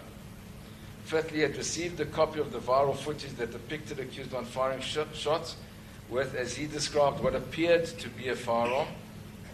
Sixthly, a CD was made of the viral video footage and it was sealed in a forensic bag. Seventhly, accused 1 and 2 have been identified as having been on the stage at the celebration. Eighth, a search warrant was applied for and obtained to ascertain whether accused 2 had rifles in his possession that could fire that cartridge casing. Ninthly, accused 2 cooperated fully and assisted throughout the process. Tenthly, rifles were received in 3 batches and tested. 11thly, he was not a ballistic expert but could clearly see muzzle flash when accused one fired, as viewed on the viral video footage. 12th, one can see where the shots are being fired on the side of the stage and during the reconstruction at more or less the same area where the cartridge was found, as pointed out by the witness. And finally, the recovery of the further footage was just a confirmation of the incident together with the viral footage that was circulated. Under cross-examination, Colonel Swanepoel made the following concessions. Firstly, he had not of his own accord mentioned the 5 VIP Protection Services members of the SAPS that had been on the stage at the celebration. Second, he had seen the statements of these officers and they had stated therein they had not seen any shots being fired by accused 1. Thirdly, had they seen a crime being committed in their presence, they were obliged to have reported this but had not done so. Fourthly, there was no connection by means of DNA or fingerprints between accused 1 and the suspected firearm. Fifthly, there was no connection by means of DNA or fingerprints between accused 1 and the spent cartridge. Sixthly, he had not searched the accused 1's home or workplace for any such firearm. 7, no powder residue tests were conducted on the suspected firearm. 8, no eyewitnesses complained about any conduct at the celebration. 9th, no eyewitnesses had been called to testify. 10th, he had not traced the photographer of the viral video footage. 11th, the chain of custody of the viral footage only began when the CD was created. 12th, he was unaware of the viral footage having been downloaded onto an external hard drive. 13th, the viral footage had never been authenticated and manipulation of it could not be excluded. 14th, the item that he had referred to as being what appeared to be a firearm could not be identified through enhancement and still photos. 15th, there had not been a reconstruction of the scene but merely a pointing out. 16th, he could not explain how the spent cartridge could have ended up where it was found. 17th, the cells and equipment had been thoroughly examined and no damage was found. 18th, he could not say whether a stage gun or blank gun had been used. And finally, he could not deny that a stage gun or blank gun emits muzzle flash. Now, I pause to add here, Your Worship, that it was clear that it was put to all of the witnesses that the accused defense was that this was a stage gun or a blank gun. Not one of them requested sight of it. Not the experts that my learned friend says were entitled to see it. Not one said, well, let me see, let me test and let me see what the case is. But it had been put from the outset, and there were security concerns, and Your Worship is well aware of it, to bring what eventually came to court when he testified through to the court. Paragraph 10. We believe that the accused was entitled to a discharge at the close of the case, and this is where we go back to the charges, Your Worship, and make our case clear. The state had not led any evidence to show that accused one possessed or shot a .223 Norinco rifle and or a firearm, the make of which is unknown to the state, without holding a license, permit, or authorization. Secondly, the state had not led any evidence to show that accused one unlawfully possessed ammunition, to wit a .223 Remington bullet, without holding a license, permit, dealer's license, manufacturer's license, gunsmith's license, import or export or in-transit permit or authorization to do so. Thirdly, the state had not led any evidence to show that accused one unlawfully discharged a firearm, to wit, a .223 Norinco rifle and or a firearm the make of which is unknown to the state, in a built-up area or any public area, to wit, the stadium. Fourthly, The state had not led any evidence to show that accused one unlawfully failed to take reasonable precautions to avoid danger to personal property, and that accused one had control of a loaded firearm, to wit, a .223 Norinco rifle and or a firearm, the maker of which is unknown to the state, in circumstances where it created a risk to the safety or property of the general public attending the celebration. And finally, the state had not led any evidence to show that accused one recklessly endangered a person or property, and that accused one unlawfully discharged or handled a firearm, to wit, a .223 Norinco rifle and or a firearm, the maker of which is unknown to the state, in a manner likely to injure or endanger the safety or property of the general public attending the celebration, residents of Ndantani and the employees of Gear House, with reckless disregard for the safety or property of the general public attending the celebration, the residents of Ndantani and Gear House employees. So we say most significantly, accused one was not required to give evidence to supplement the state's case. Now, it's important, Your Worship, that I pause there to point out that you won't find any mention of a Glock 9mm that the state now relies upon in their submissions to Your Worship. And we record in paragraph 12 that the section 100 applications of both accused were refused, and that Your Worship delivered a judgment. And then we deal with the judgment, Your Worship. And it's important that I set out the basis, because this then sets out the case that the accused had to meet. It's in paragraph 13. Your Worship listed the witnesses that had testified and summarized their evidence. Thereafter, Your Worship addressed the issues raised in the heads of argument on behalf of accused one. In response to that, Your Worship held that even though the Gear House footage did not depict the shooting, this was cured by the evidence of the Gear House witnesses, who testified in court that they saw it afterwards but not during the event. Secondly, none of the eyewitnesses having complained come forward, run for cover, feared for their lives or property, or even testified was not relevant at that stage, but may be relevant at some point in time because they do not form part of the elements of the crimes faced by accused one. Thirdly, the 5 SAPS VIP Protection Service members who had not seen anything was also an issue that was not appropriate to raise at that time because Colonel Swartboy had only been confronted with this aspect during cross-examination. In fairness, could not answer regarding the contents of these statements because they had not been obtained by him, and these 5 witnesses had not given evidence before the court. So the court did not have a full picture of what took place as to where they were. Only they could tell, and why they were not called had left the magistrate wondering since the day she had heard so. That remains the case still today, Your Worship, with respect. Sub 4, in relation to where the cartridge had been found, which would have been underneath structures that had been there at the time of the celebrations, which then made it impossible for it to have been fired from a firearm during the celebration unless it had been penetrated and damaged. Unless it had penetrated and damaged these structures, the state did not allege that the place where the cartridge had been found was the exact spot where it had been ejected. Fifthly, it was not possible to say when the spent cartridge had been placed where it had been found. It was common cause that the ejection range was 1.5 meters and 2.5 meters to the right and to the back. Sixthly, the absence of DNA or fingerprints on the cartridge was explained as that she would have been surprised if there were in fact fingerprints or DNA after some time. Seventhly, Colonel Swartwood explained that there were indeed aspects that had been concerning, and he had accepted this during cross-examination but could not clarify this under re-examination. Eighthly, Colonel Swartboy had indeed confirmed that he had seen the statements by the 5 protectors, but the contents thereof were still not before the court. He confirmed that if they had seen a crime being committed, they were duty-bound to report it. Ninthly, the photographer of the viral footage had not been traced, nor had the source thereof in the chain of custody only began when the CD was created. Tenthly, the item that Colonel Swartboy had referred to as being what appeared to be a firearm could not be identified through enhancement and still photos. 11thly, Colonel Swartboy could not deny that a stage gun or a blank gun may emit muzzle flash. 12thly, most notably, the submission that the state had not led evidence that accused one had fired a .223 Norinco firearm was not correct. And 13thly, most certainly, the court agrees that accused one is not required to give evidence to supplement the state's case.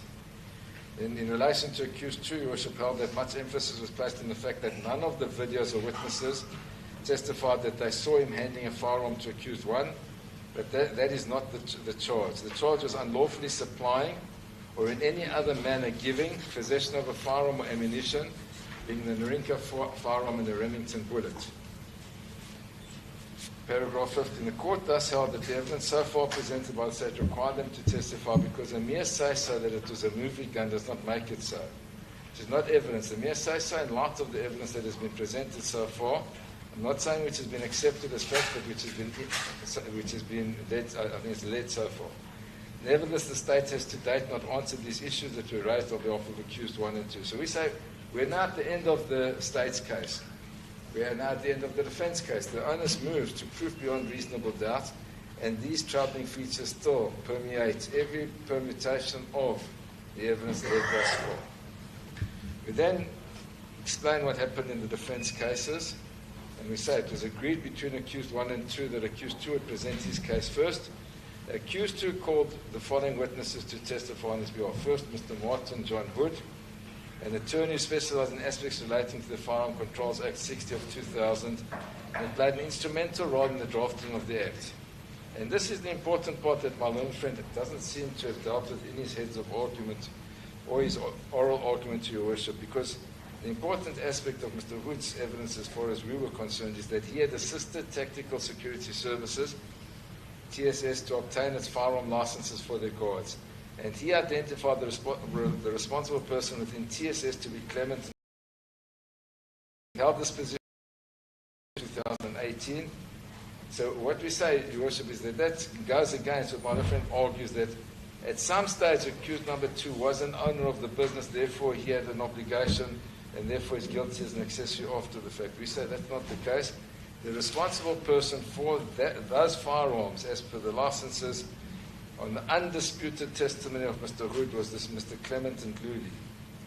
And we say that he further said that, this is Mr. Hood, explained that no license was required for a blank gun, even though they looked very similar to real firearms. He further referred to a document from Advocate Rodney de Kock of the NDPP, notifying the police that no prosecution should take place in respect of these firearms. These documents in an email were accepted as Exhibits L1 and L2. They're before Your Worship. The second defense witness called by accused number 2 was Johann Christoffel de Klerk, a ballistics expert who explained his background and qualifications. He distinguished between class characteristics, subclass characteristics, and individual characteristics relating to the comparison of marks on fired cartridges. He further explained that blank guns looked the same as rifles, and that the ejection range of ammunition fired from a Narinka rifle was backwards and to the right within a 2-meter radius.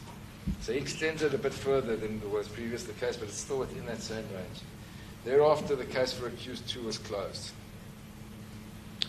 Then accused 1 testified in his own defense and stated inter alia that he had utilized the stage gun that looked like a rifle. Now, Your Worship, let's pause here and accept my learned friend's invitation to draw inferences. So now we're not just dealing with the say-so, as Worship referred to it in cross-examination, but the actual under-oath testimony of the accused person. And the challenge, Your Worship, is there's nothing to disprove his version. If, by way of example, Your Worship, there had been some damage caused by a bullet nearby, then one could say he's lying because there is damage. Look what happened here. It's not the case. If the police, Your Worship, were on the stage and said there was a real gun, he's lying, then there'd be something to contradict it.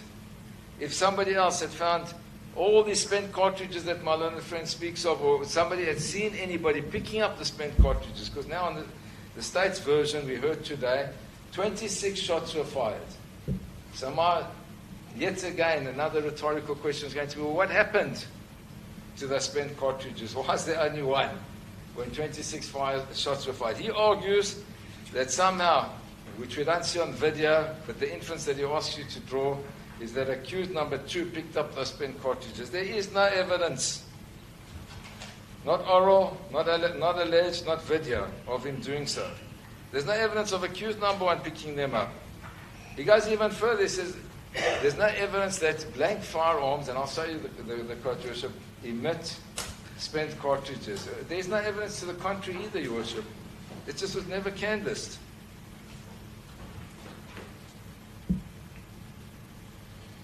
So one spent cartridge found at a large distance under where previous structures existed with respect doesn't cure or contradict the testimony of accused number 1 when he says, I used a stage gun that looked like a rifle. One cannot say, looking at all the inferences, where it was found, when it was found, what it is, how it's traced back with possible identificatory features of being a Remington spent cartridge, etc., that would fit into a Narinka rifle. I therefore can conclude that this is the actual cartridge that came out of that firearm for all of those reasons, because it's not the case. It goes against all the other objective facts. And he says, don't just look at Rex versus Blom, look at the other cases that say, look at the conspectus of all the evidence. And if we look at the conspectus of all the evidence, then one cannot contradict that which he testified to under oath. Second, he identified such a stage gun and handed it to your worship and the state to see the extent to which it looked like and felt like a real rifle. Thirdly, he further explained his personal security arrangements and how his close protectors operated. He even identified them by name and subsequently pointed them out under cross-examination when the video footage was played. Fourthly, the contents of the statements was put to him, and he explained that they deposed to statements at the request of the state, not the defense. Nevertheless, they were not called by the state to testify. Fifthly, he further explained that he had brought a toy gun that he had received from the EFF Secretary General's office that had belonged to the EFF. Sixthly, he further explained that Larry Mavunda had handed it to him because it was his job to bring it there and carry it. Seventhly, he further confirmed that Larry Mavunda was present in court but refused to identify him. Eighthly, he refused to answer questions relating to a handgun because he had not faced any such charge and had prepared his defense on the charges defined by the magistrate as relating to a Narinka firearm and a Remington bullet. Ninthly, he was shown the video footage in slow motion and denied that anybody had run away in fear. Instead, he had seen people walking around and doing different things. They could not say what they appeared to be, that they appeared to be scared. In fact, they seemed to be cheering. Finally, he had never been approached to explain what firearm he had used and could have provided the blank gun for testing if he had been requested to do so. We then turned, Your Worship, to the state's heads of argument. I've dealt with some of these issues, but let's go through them in the light of Marlon Friend's latest argument. We record here, and the date's important, Your Worship, that the state filed heads of argument on 12 August 2024. In those heads, the state has intentionally misconstrued the charges leveled against the accused. It now identifies the charges, and we quote from their own heads of argument, but our emphasis, Your Worship, says, count one, unlawful possession of a firearm, rifle, then involved and unknown firearm, accused one only. Count two, unlawful possession of ammunition, accused one only. Count three, discharge of a firearm in a public place or built-up area in any public place, accused one. Count four, failure to take reasonable precautions to avoid danger to personal property, accused one and two. Count five, reckless endangerment to personal property, accused one only. Count six, providing a firearm or ammunition to any person not allowed to possess it, accused to only. And we say the adaptation of the charge sheet was done with the intention of attempting to adjust the charge sheet to match the evidence. This is what I referred to earlier, Worship, as reverse engineering. And we quote the original charge sheet, Worship, which I've quoted. I'll try to summarize it. Count one identified the firearm that was alleged to have been in accused one's possession as being a .233 Narinka rifle and or a firearm, the make of the firearm unknown to the state, without holding a license, permit, or authorization issued in terms of the firearms controller to possess that firearm. There is clearly an identification of the firearm that was alleged to have been possessed by accused one as being a .223 Narinka rifle, and there's reference to only one particular firearm. Count two, identified the ammunition that was alleged to have been in accused one's possession as being, and we quote, 1.223 Remington bullet, without holding a license, permit, dealer's license, manufacturer's license, gunsmith's license, import, export, or in-transit permit, issued in terms of the Act or otherwise authorized to do so. There is clearly an identification of the ammunition that was alleged to have been possessed by accused one as being a .233 Remington bullet, and there's reference to only one particular bullet. Count three identified the firearm that was alleged to have been discharged by accused one as being a .233 Narinka rifle and or a firearm, the make of the firearm unknown to the state, in a built-up area or any public place, to wit the Sisa Dukazi Stadium in Dansani, without good reason to do so. There is clearly an identification of the firearm that was alleged to have been discharged by accused one as being a .233 Narinka rifle, and there's reference to only one particular firearm. Additionally, the location where this is alleged to occur is identified as being at CIC Dukazi Stadium in Datsani. Count 4 identified the loaded firearm that was alleged to have been under the control of accused 1 and 2 as being a .23 Norinco rifle and or a firearm, the maker of the firearm unknown to the state, in circumstances where it created a risk to the safety or property of the general public attending the 5th Economic Freedom Fighters celebration and unlawfully failed to take precautions to avoid the danger. There is clearly an identification of the loaded firearm that was alleged to have been under the control of accused 1 and 2 as being a .233 Norinco rifle. There's reference to the general public attending the 5th Economic Freedom Fighters celebration. Count 5 identified the discharged or otherwise handled firearm that was alleged to have been discharged or otherwise handled by accused 1 as being a .233 Norinco rifle and or a firearm, the maker of the firearm unknown to the state, in a manner likely to injure or endanger the safety or property of the general public attending the 5th Economic Freedom Fighters celebration, residents of Mdantsane and the employees of Gearhouse, or with reckless disregard for the safety or property of the general public attending the 5th Economic Freedom Fighters celebration, the residents of Mdantsane and Gearhouse employees. Count 6 identified the firearm that was alleged to have been supplied or in any other manner the possession of which was passed in the ammunition as being a .233 Norinco rifle and or a firearm, the maker of the firearm unknown to the state, and a .223 Remington bullet. And the person to whom they were given was identified as being Julius Malema, being a person who is not allowed in terms of this act to possess that firearm and the ammunition. So we say there is clearly an identification of the firearm and the ammunition that was alleged to have been supplied by accused 2 as being a .223 Norinco rifle and the ammunition as being a .223 Remington bullet. Additionally, the person to whom accused 2 is alleged to have supplied the firearm is identified as being accused 1. The allegation was made that he was not allowed in terms of the Firearms Control Act to possess that firearm and or ammunition. Paragraph 22 said this intentional adaptation of the charges levelled against both accused cannot be regarded as being a bona fide error. The adaptations were made in an attempt to change the charge sheet to match the evidence that was led and to cover for some of the gaps that became evident in the state's case. The accused, in paragraph 23, both had a constitutionally recognized fundamental right to know the case they had to meet and to prepare the defences accordingly. My learned friend has conceded that today, Worship. Additionally, the magistrate had a duty to inform both accused what evidence was admissible against them before they presented their defence cases. We refer in regard to my learned friend's duty to section 35 of the Constitution, and for the issue relating to the admissible evidence to state this isn't lawful, which is in a footnote, Your Worship. We then say any attempt to now argue that the charge sheet referred to more than one firearm or more than one bullet would be prejudicial and unconstitutional. Only one firearm was referred to in the evidence of the state witnesses. This firearm was identified by them as resembling a rifle. That would be compatible with the description of it being a .223 Norinco rifle. Similarly, there is only reference to one spent cartridge in the charge sheet and the evidence of the state witnesses. This spent cartridge was identified in the charge sheet and the evidence as being a .223 Remington bullet. The adaptation by the state at this late stage is indicative of its acknowledgement that the evidence led to during the trial did not accord with the allegations in the charge sheet. This issue was alluded to by accused 1 who has been cross-examined by the state. He stated that he had only been charged with the possession of one particular firearm and one particular bullet. Consequently, he had prepared his defence in this trial on the basis of only those allegations as he was constitutionally entitled to do.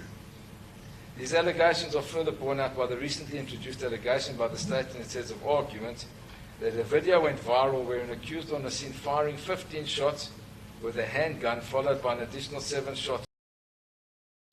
Another clear illustration of this adaptation of the allegations against the accused is the allegation in the state's heads of argument that accused 2 is then seen approaching accused 1 after he fired the shots. Thereafter, accused 1 joined the delegates on the stage and was no longer in possession of the rifle. There can be no doubt of the clear adaptation of the allegations by virtue of the concession made by the state when it submitted the state has not proved its case beyond reasonable doubt whether accused 2 handed the SPA 249-14 rifle to accused 1. The submission is made after proper consideration of the evidence of the third video, viral footage coupled with the submission made in the state's further particulars, wherein it was alleged that accused 2 handed the rifle to accused 1. The video footage is inconclusive in this regard. The state has further attempted to adapt the case that it sought to make out against the accused when it submitted that accused 2 would have been guilty of an offence in terms of section 120 sub 10 sub A if it proved that he had handed the firearm to accused 1 to commit an offence. In a further clearly prejudicial surprise move, the state has subsequently for the first time drawn the attention of this Honourable Court to the provisions of section 257 of the Criminal Procedure Act on the basis that if this Honourable Court is not in accord with the state's assessment of the evidence insofar as accused 2 is concerned, the view to encouraging this Honourable Court to convict accused 2 as an accessory after the offence. There is no justification for the state's conduct and submissions in this regard. When the witnesses, including but not limited to Mr. Hood and accused 1, testified, no such permutation allegation was put to them.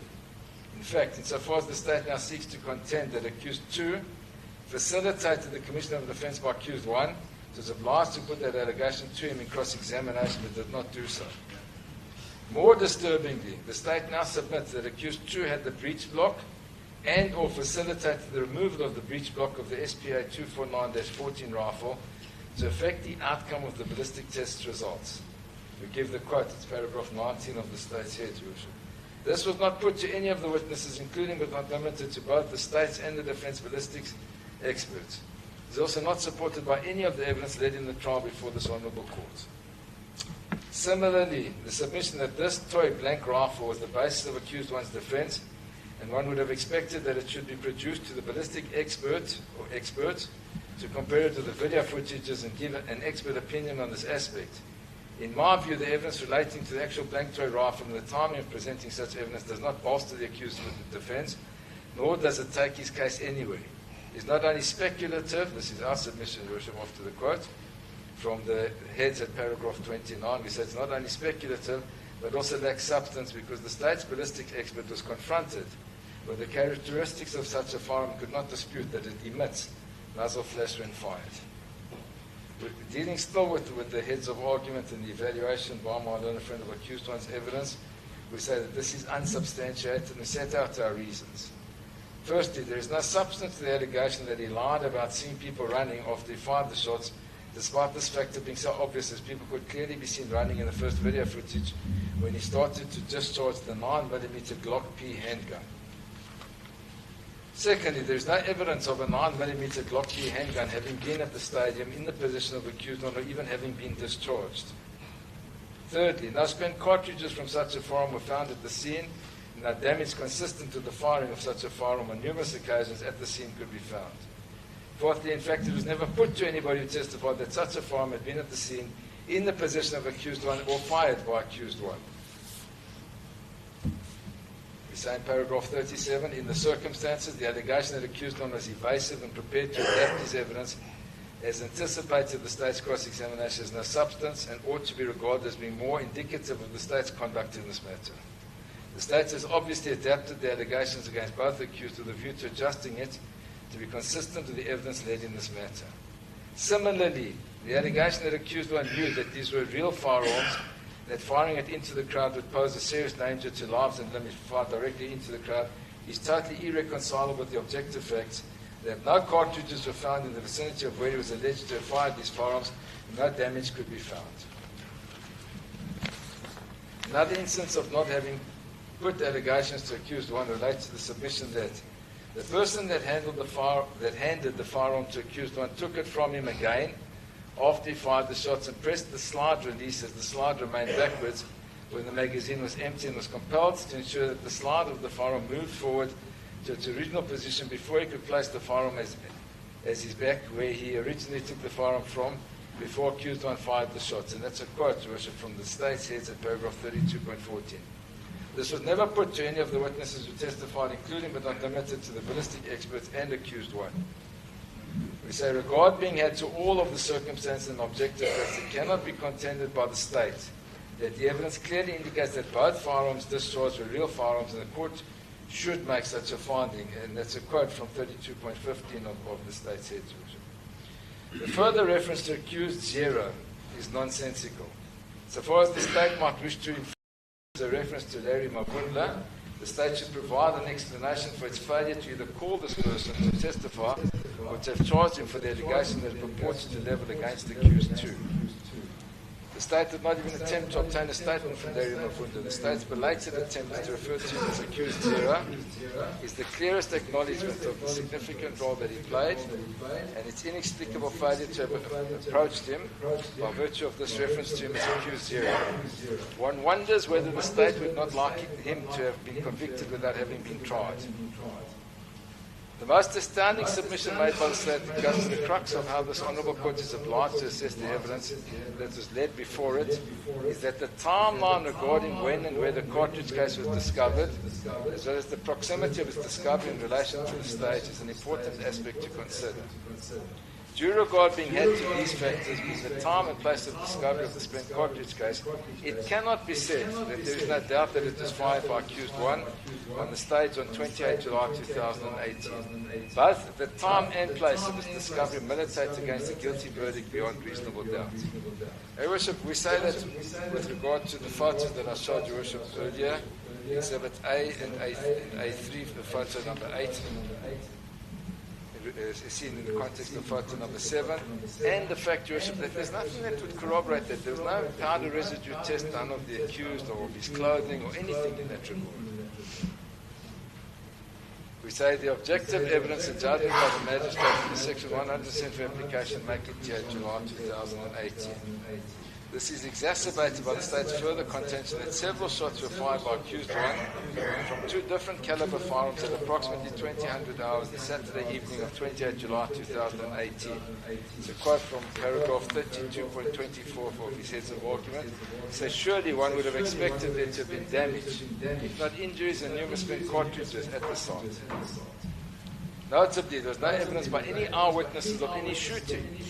More significantly, there was no evidence by any eyewitness of anybody removing any spent cartridges that one would expect to have been there if accused one had fired several shots from two different caliber firearms as contended by the state. The ridiculousness of the state's submission in this regard is further borne out by its contention that the spent cartridge case was found on the right-hand side of the stadium in close proximity, we added to where the stage was erected, which incidentally is the same direction accused one fired the shots. And we say, as I showed earlier, one only has to have regard to Exhibit A as viewed with photo 8 of Exhibit A3 together with the undisputed ejectile range of the Norinco rifle to dispel the Smith. The maximum range can be doubled, tripled, or even quadrupled, but one will not be able to arrive at the conclusion that the state is attempting to convince this honourable court to make. Additionally, one would not only have expected to find injury or damage, but also numerous spent cartridges far closer to the stage, and not just one cartridge that inexplicably was found where structures that had stood at the time. In fact, there is no evidence to prove that the cartridge that was handed in was actually fired on 28 July 2018. There are numerous explanations and hypotheses that can be put forward for it having been found there, but none to the exclusion of all others. To thus contend that accused one was the only person who fired shots on 28 July 2018 as being the sole explanation for the finding of the spent cartridge by the clean on 30 July 2018 is not sustainable. Additionally, to reject accused one's version that he had fired a blank firearm on the basis of the spent cartridge having been found on 30 July 2018 is similarly unsustainable.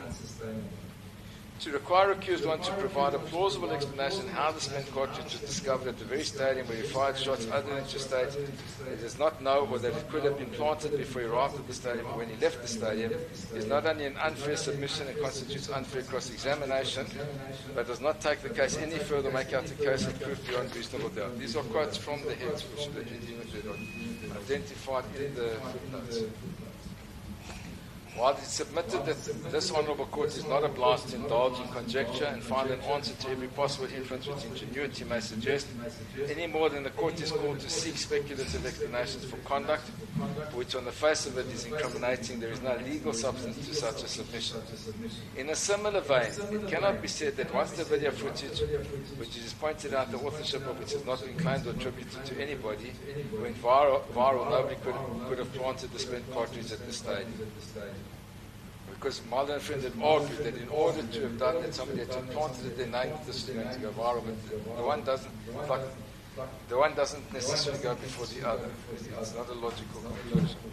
This Honourable Court is reminded the video footage the state refers to as the silent witness has never been proven.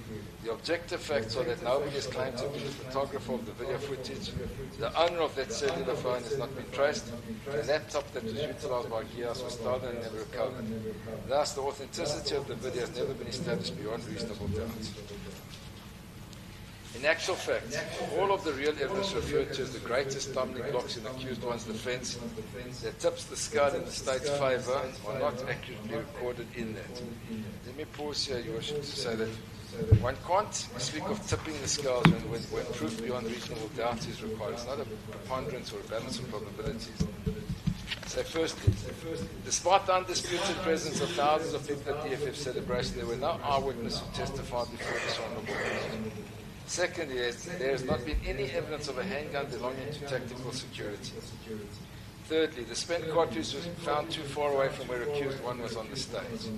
Fourthly, Larry Mavunda, now referred to as by the state as accused zero, has not been requested to make a statement, being called to testify or charged with any offence.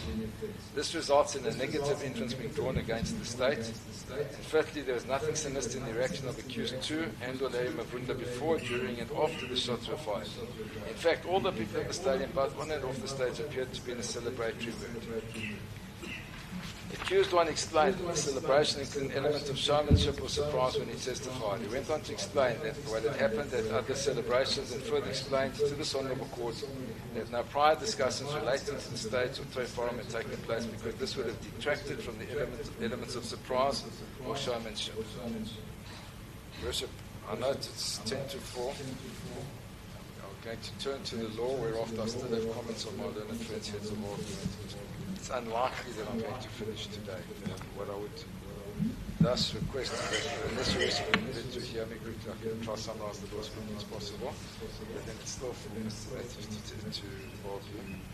Or we can arrange a date. Either way, we will have to come back to hear Advocate Matthews' address, so I don't want you to rush through. So I'll make a note here to the onus, and if we can then arrange a date that will suit everybody for the moment.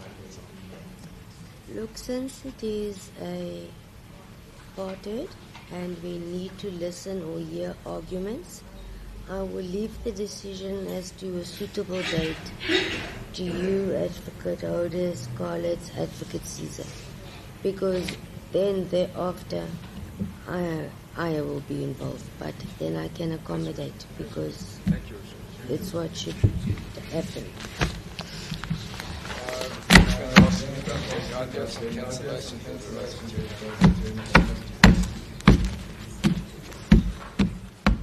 I think we can try to arrange a date for January. I have not already.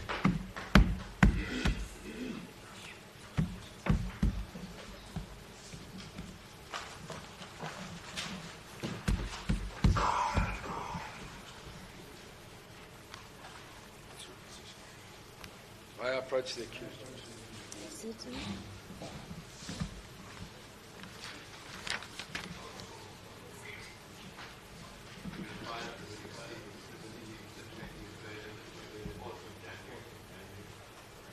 I know the 23rd and 24th is rather congested, but either way, if you are willing that or amenable to me clearing the court roll and then continuing to listen to arguments, by all means, any of those dates. Can I do 23 and 24?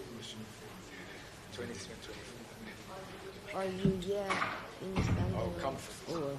I'm not in 23 and 24. You have to make certain.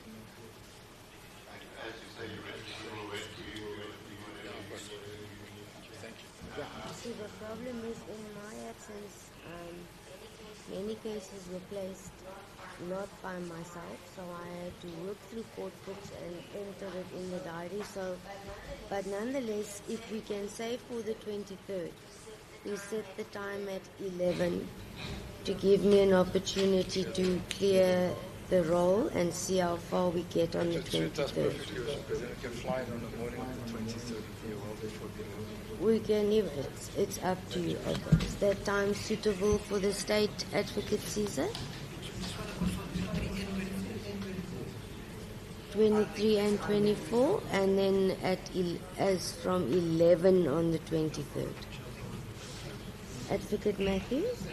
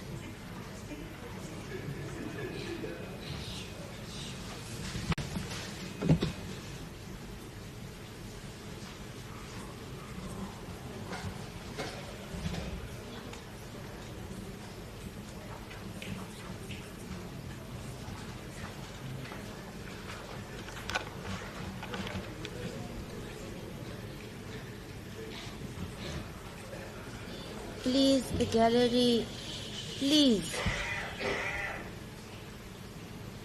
You can, I've asked kindly, sir, please. We are still in session.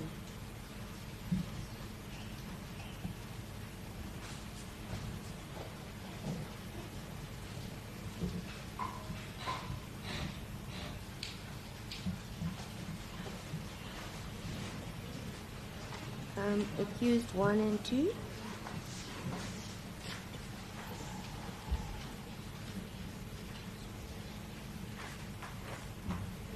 The matter then postponed for us to continue with closing arguments to the 23rd of January.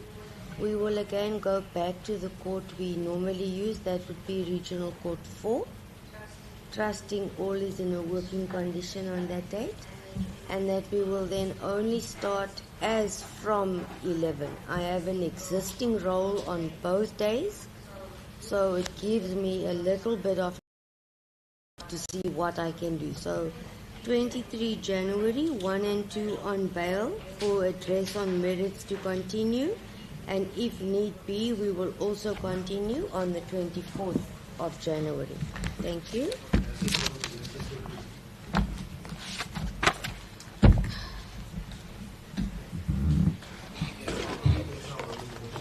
Thank you.